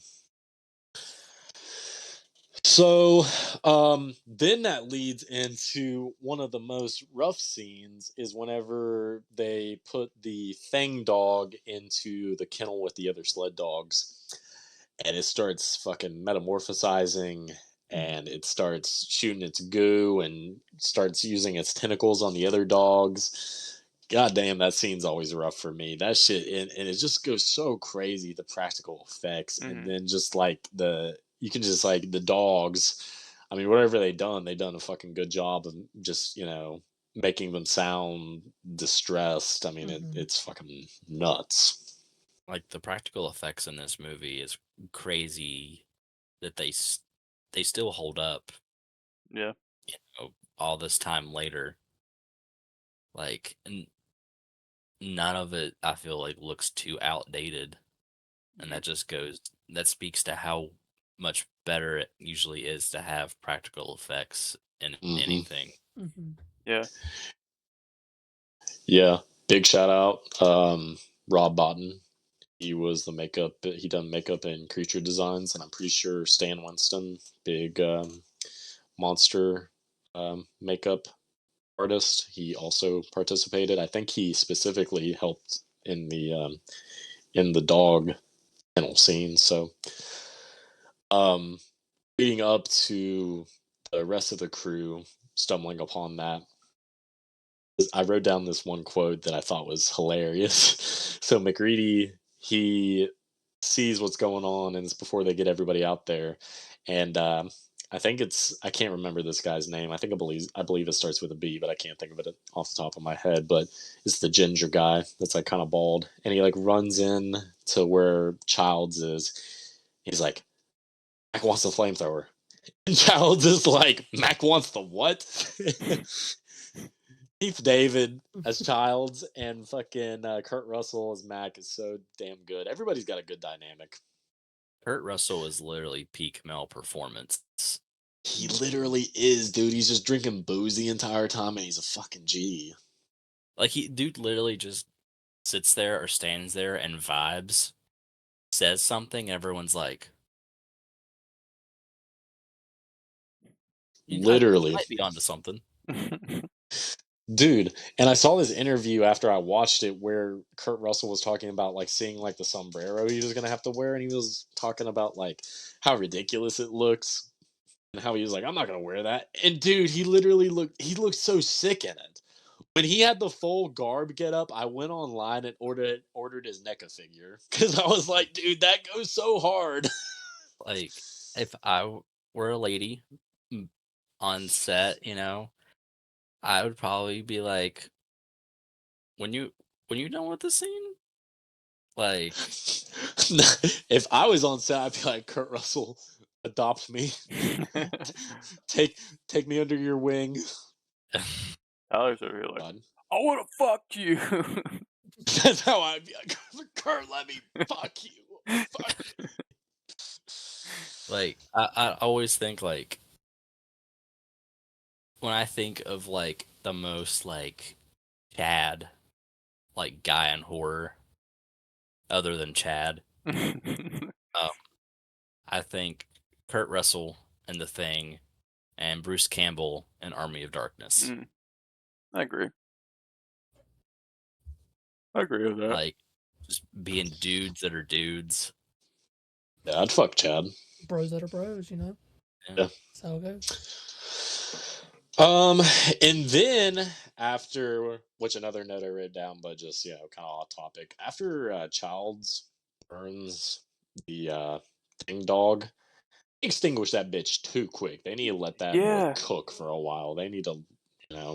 extinguish him too quick. I was watching that, and it was just like immediately as soon as they set him on fire, it was like extinguished. And I was like, well, fuck, it's obviously not dead. Like I get like Hmm. them probably want to dissect it and stuff to see what it is, but I was like, Mhm. there's no way you just kind of just burned it. That's You just done a little nice charring. It's a yeah. toast, toast in the toaster for a minute.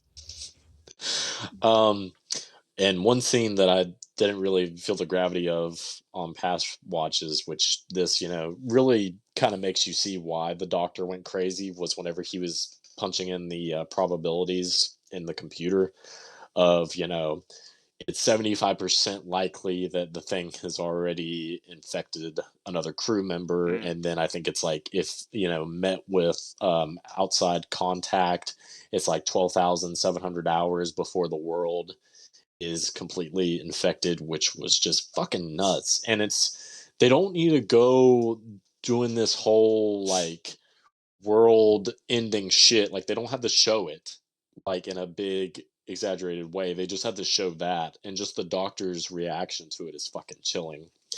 And you could absolutely see why the dude would lock himself in a room and then just turn kind of batshit. Yeah.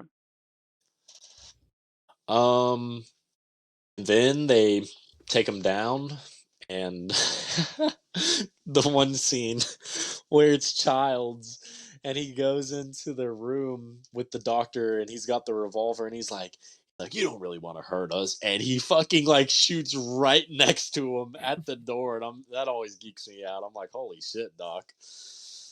But they get business. Does, dude, and that's the diabetes guy. Is it This is really? the dude that's on the meme with the diabetes and he's got I the didn't know big that. mustache. Yeah, that's that guy. And then they stick his ass out in the fucking outhouse. Fuck him. It's crazy. I guess it makes sense. So like he's acting way different. But I mean, I don't know. They probably don't see it as like they're probably trying to figure it out like what the thing is. But he's thinking of it like next level. He's like, this could be the fucking world. He's like thinking about it really hard. Definitely so. I mean, it's just nuts how quickly he turned, but can't really blame him. And then that goes into man, what was the cook's name? I'm trying to remember his name. It was like on the tip of my tongue, and I feel like was it Knowles? I think it was Knowles. God, I can't. Is it the guy that like left him out in the thing? That's about exactly where I was gonna go to. It's Yeah, it something was like Knowles. or something like that. Yeah. So Knowles fucking leaves McReady like just out in the fucking tundra. I'm just like, damn, I forgot about that. I mean, I'd be pissed rightfully too if I was McReady. Mm-hmm. Mm-hmm. And they were all ready to turn on him. Yeah. But this is one thing I did wonder. Who or how was McReady's clothing planted out there? Because his clothing was out there, it was marked with his name, and it was destroyed like how it happens whenever the thing takes over a person.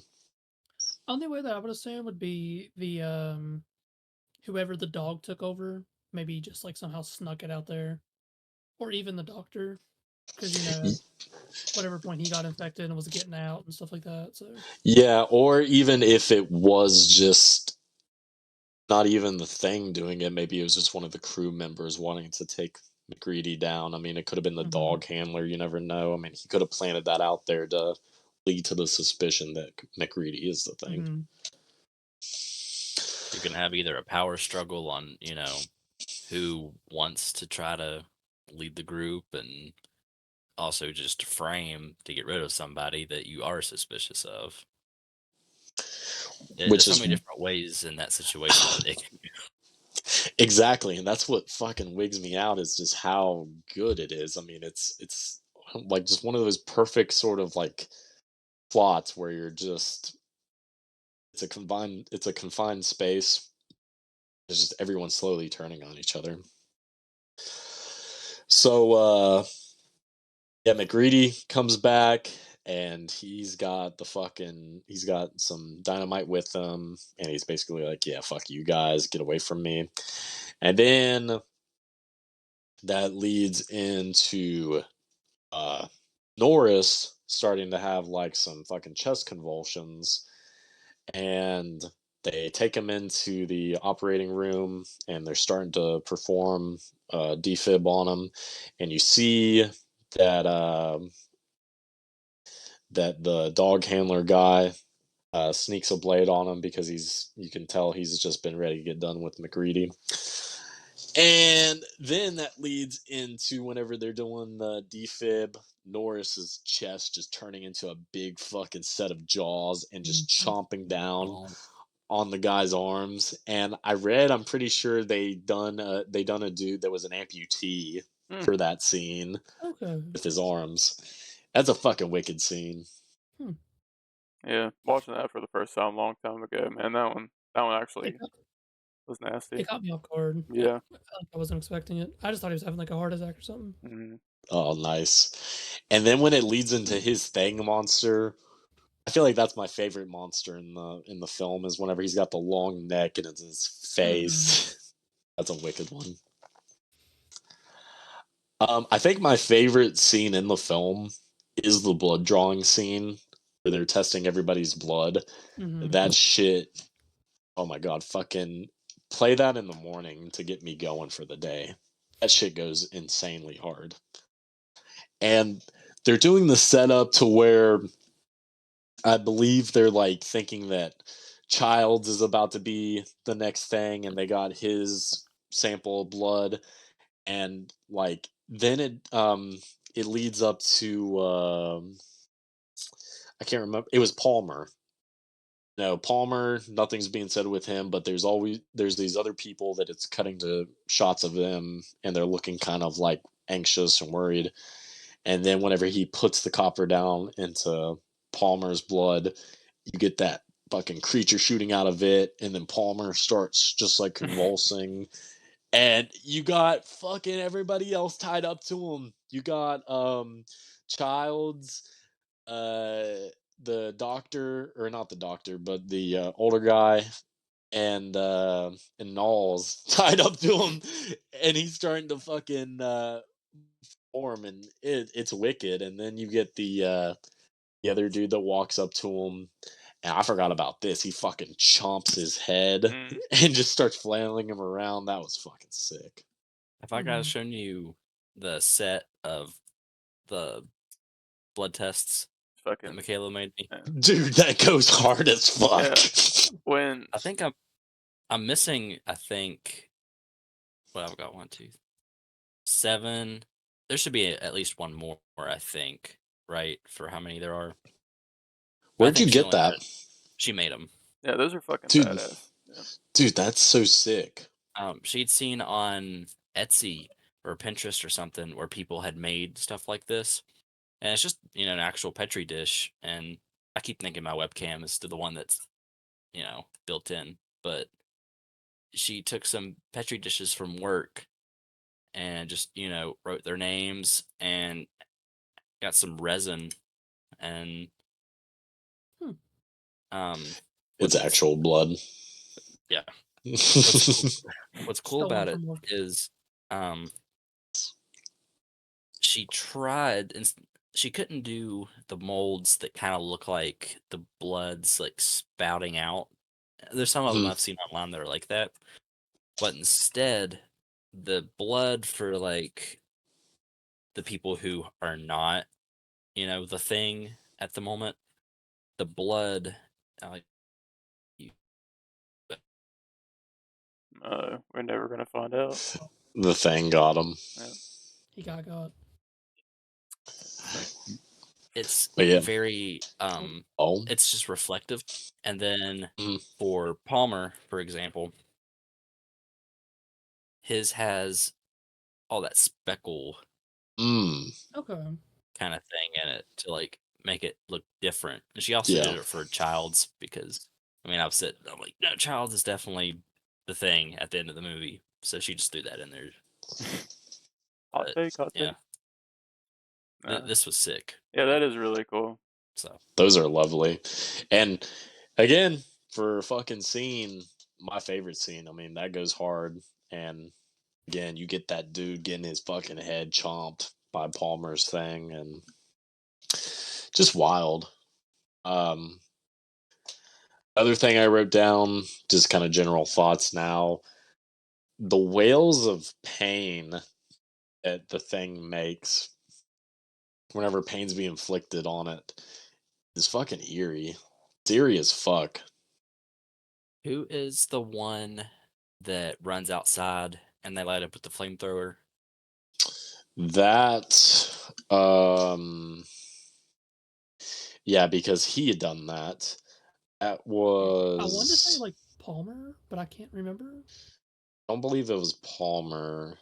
Knowles? Was it Knowles? No, Mm-hmm. it wasn't Knowles. It was that bald guy The- with glasses. Is it like it wasn't. Windows? It wasn't. It was Windows, was it not? When Was it Bennings? fuck? Because the guy was saying after he was like, Maybe. I've been friends with him he was my best friend. I want to say it was Bennings. It was Bennings, yeah. Okay. Okay. When he's out there and, he kind of like, you see his hands are kind of like clawed like or whatnot. Yeah, and then he does that screech. Yep. For some reason, this past time when I watched it, and you kind of see how his hands are like that, all I could think of was Lobster Hands, Evan Peters from American Horror Story. I hate you. I hate you. I was like, That's what you thought of. that's First thing I went to. I thought you were gonna say like I've got the a lot of meme. stuff up here. Just give me my money. That Yeah. Oh, I thought he was gonna say like those videos of like killing crabs. one. Money, money, money. You guys are some sick fucks. No, I'm just kidding. No, but yeah, the noises are fucking sick. Ennio Morricone's score along with John Carpenter, working with him. I mean, those are like two. John Carpenter, we do get to talk about more of his filmography this month and just, in the coming months and coming episodes. He's one of those composers where he released a album a couple years back called like Anthologies, and it was like re-recordings of like The Fog, Halloween, The Thing, Prince of Darkness, and they fucking slap. Like you can listen to those just like on a Sunday stroll, and they just fucking groove. Like I love him as a composer, and Ennio Morricone is a fucking legend. And you got Dean Cundy on cinematography, which he tried. I was reading up. He tried to shoot a lot of the scenes to where the ceiling is visible, and you got pipes that are visible hanging from the ceiling to add to the claustrophobia. And Dean Cundy was also the cinematographer on Halloween, and Halloween is fucking excellently shot. And yeah, I fucking love this movie. Very good movie. Top tier horror movie, I think. One of the best horror movies, I think. Outside of the perspective of like being scary as gory and freakish and stuff like that, I think it's just like a good horror movie to keep you guessing. Mm-hmm. I couldn't believe watching the movie. They made a whole movie about the game Among Us. I know, dog. It was crazy.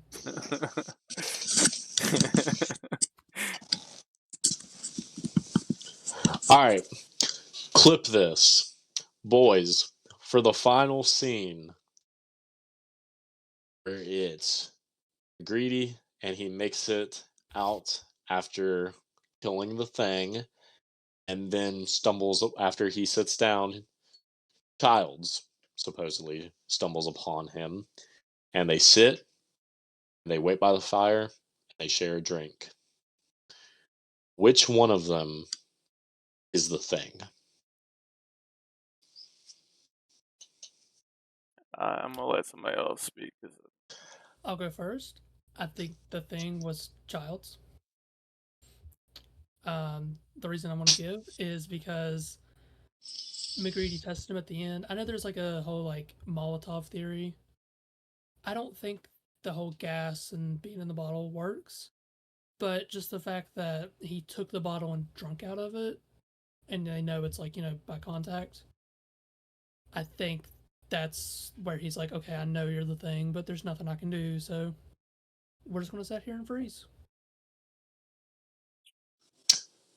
feel like it raises an interesting point because I saw a video where I don't explicitly remember this, but it's talked about how they want to do their own like rations of food because again, the Mhm. contact. You don't want to drink after someone, you don't want to eat after someone.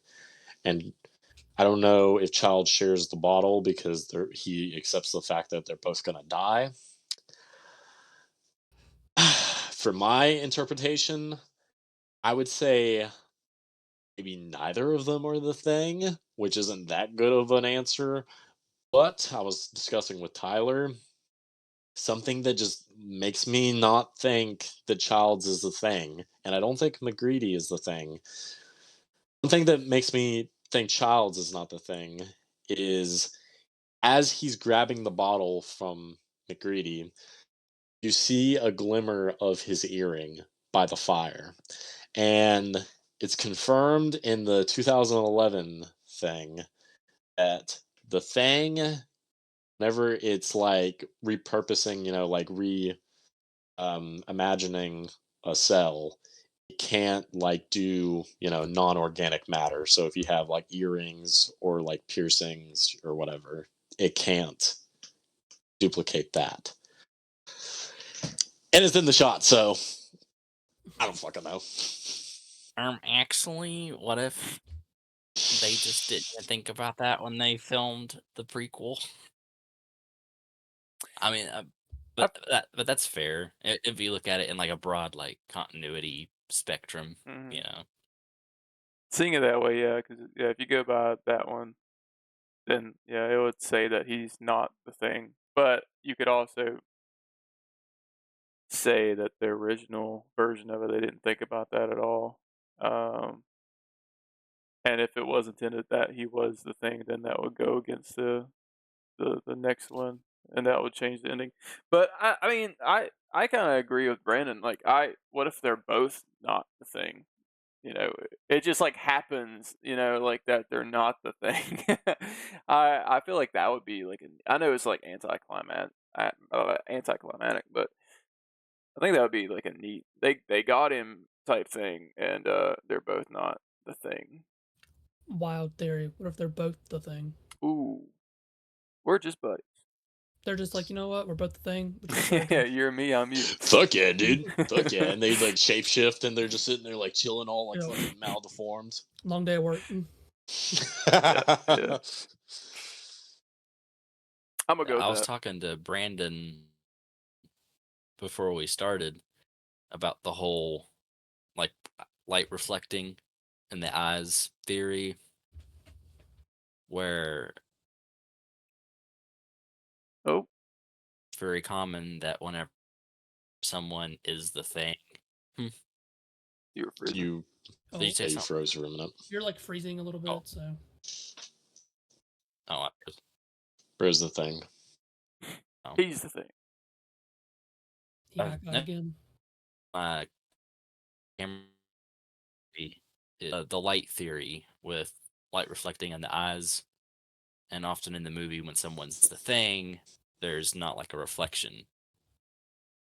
Hmm. In that end scene, when they're sitting there, there is light reflecting in McCready's eyes, but there's none reflecting in Child's eyes, except for I noticed one shot where he like moves his head a little bit and you can faintly see, which I don't know if maybe that would just be an error to filmmaking or however you want to like.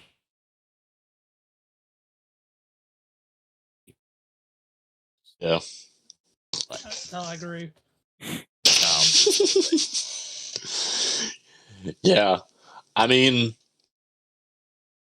there's no doubt that Childs is pretty fucking sus at the like end of the film because he like goes off and dicks off in the snow or whatever the fuck he does. And another thing that I was talking with Tyler about when I was rewatching the scene, the last scene, just to see the visual aspects of it. Somebody pointed out in the comments whenever Childs comes across McGreedy, he says like instead of "Are we the only ones who made it?" he says, "Are you the only one who made it?" You know, It's kind of just, another weird thing of just like wording and not really like seeming like it's, one of your like um partners that you've been on this expedition with. So Hmm. either way, interesting theories all What's around. what's crazy is this movie is 40 years old and we're still bickering just like they did on Who Is the Thing. And clip this. Fuck everybody in 1982 that let this fucking gem bomb. And fuck all the critics that said that the special effects were fucking shitty and unconvincing. What the And hell? everybody made John Carpenter lose money on this. John Carpenter was supposed to direct Firestarter, which came out in '84, and he lost the job for Firestarter because this bombed so bad, and he got opted out of his contract with Universal because the shit bombed so bad, and They, everybody panned it. so back then, these motherfuckers are saying those practical effects are bad. What kind of movies were they watching? Like with that, I mean, that practical effects holds up today. I mean, like fantastic, honestly. I read a quote where someone said that the or the effects are just so exaggerated that you can't even like sense any like believability in them, which is fucking crazy. Well, well, I'm Well, sorry to tell you, but you know, it's a fiction. It's a movie for a reason. Yeah, just wait till bro saw Terrifier. Oh yeah, my god. yeah, yeah. I want to stick them in. I want to stick them in a fucking Clockwork Orange seat, watching Terrifier marathon where they can't blink.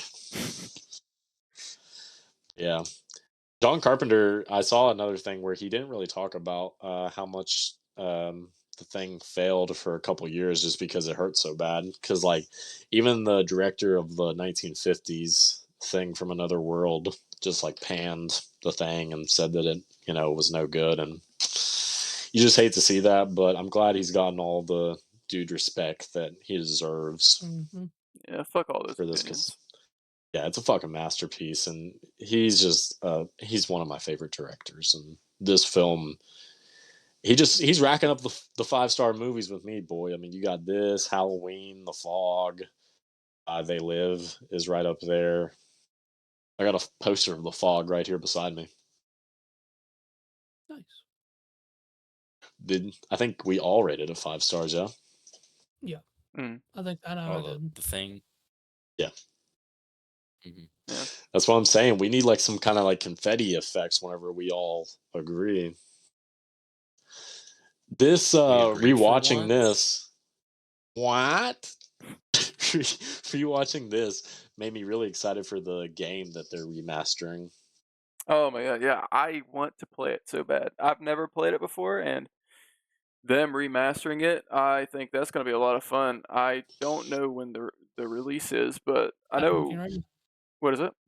I'm looking right now. Oh, It's I supposed to be late quarter 2024, so I mean, yeah. seemingly should be soon. So It looks good. I mean, um, I can't remember looks if this solid. is like if this is a company that remasters a lot of games, but I like what I was seeing. I'm excited for it. It just says later in 2024. I mean, we're Yeah, which I pretty mean, pretty fucking late in 2024. give So, it. All right. Well, I don't think there's any real specific news topics that I necessarily are coming to mind. Oh, tomorrow, Friday, there's going to be a new trailer of my favorite junk food cinema horror shit, The Strangers Part 2. They're having a trailer come out. It's also Tyler's favorite film franchise going on at the moment, so check that out. I think Other than Scream. Other than Scream. I think the only news other than that is like Tom Holland talking about Spider-Man 4 and that they're working on a draft, and he's saying that it's pretty good, but there's still some things they are working out. To We've your point, got Avery, the you were trailer. asking. You You go ahead. said like you didn't know the developers, like some of the games that they've done and stuff like that. They were the ones that remastered Doom 1 and 2 Mm. and did those. They also did Star Wars: The Dark Forces. I don't know if y'all played that or not. Oh, that came out pretty recently. I'm pretty sure it was. Yeah. Mhm. They did some Quake games. Like they've done a little bit of remastering, but I've noticed a we'll see. trend of developers. They are doing a lot of remasters on very old games. Like, what was it? Is it called Lucas Games now?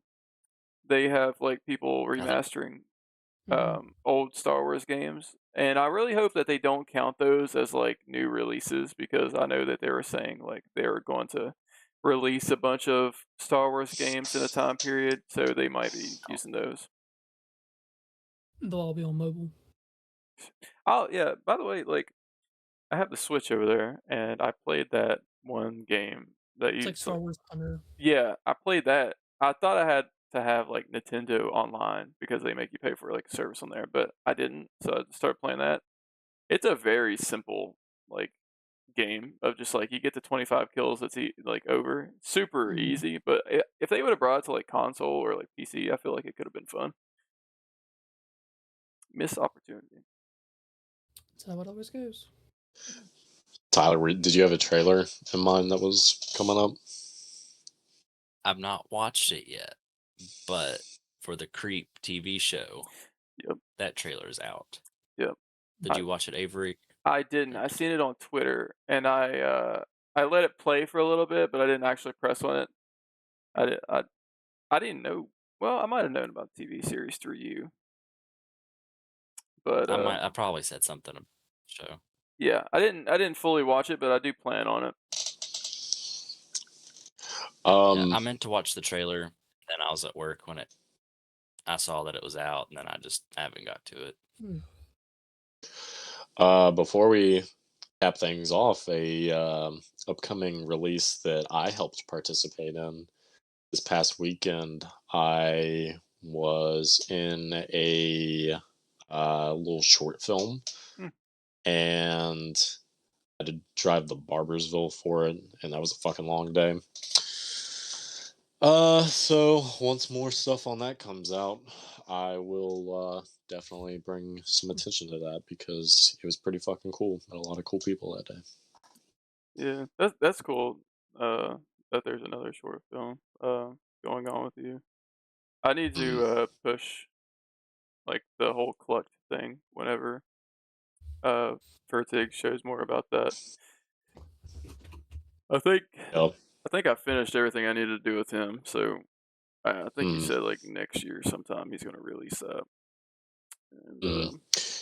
It'll be cool to have him on and stuff too, just to well, he's saying in November, Mm. that Thanksgiving week, but he was asking me what we could talk about, and he wants to talk about Alien again, and I think any of them from Alien. So he's really into that, and I think he has some knowledge about the background and stuff of Alien. So that would be fun to do whenever that happens.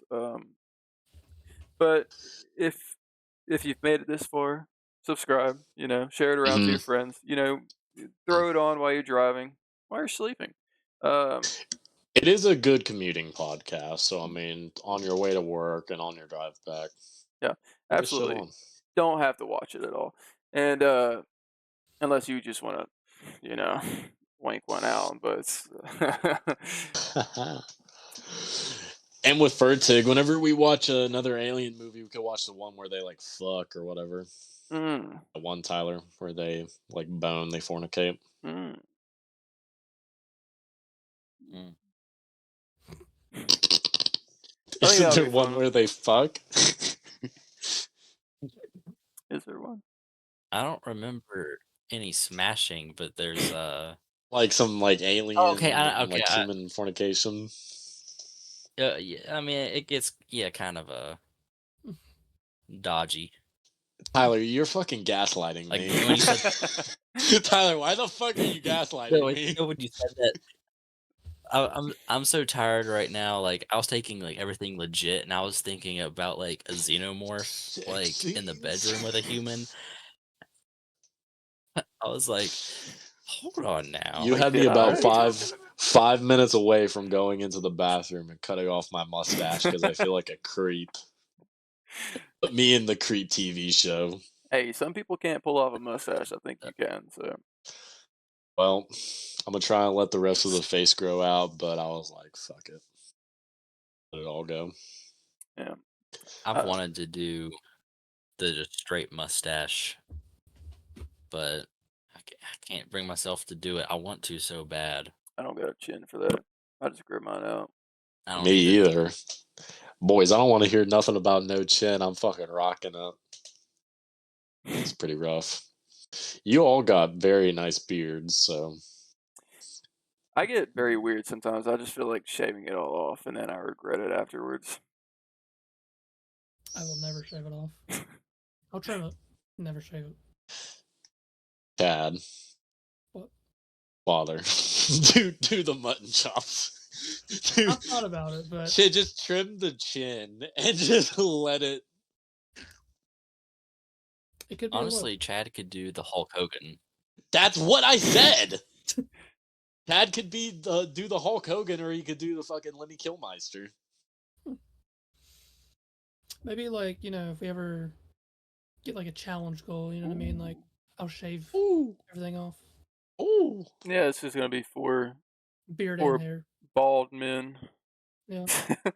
If we get 100 subscribers, I may do the. Oh no. Just kidding. Just kidding. We won't do that. Just kidding. Just straight The Charlie out here. Charlie Chaplin, of course. The James All right. Jonah Jameson. I need the photos of Spider-Man. Well, if you guys enjoyed this, subscribe because we need to get that subscribers up. We're doing really good on views though, like so far. But Okay, especially that last one. That's pretty nuts. yeah, but 2 hours and 21 minutes. That's not bad.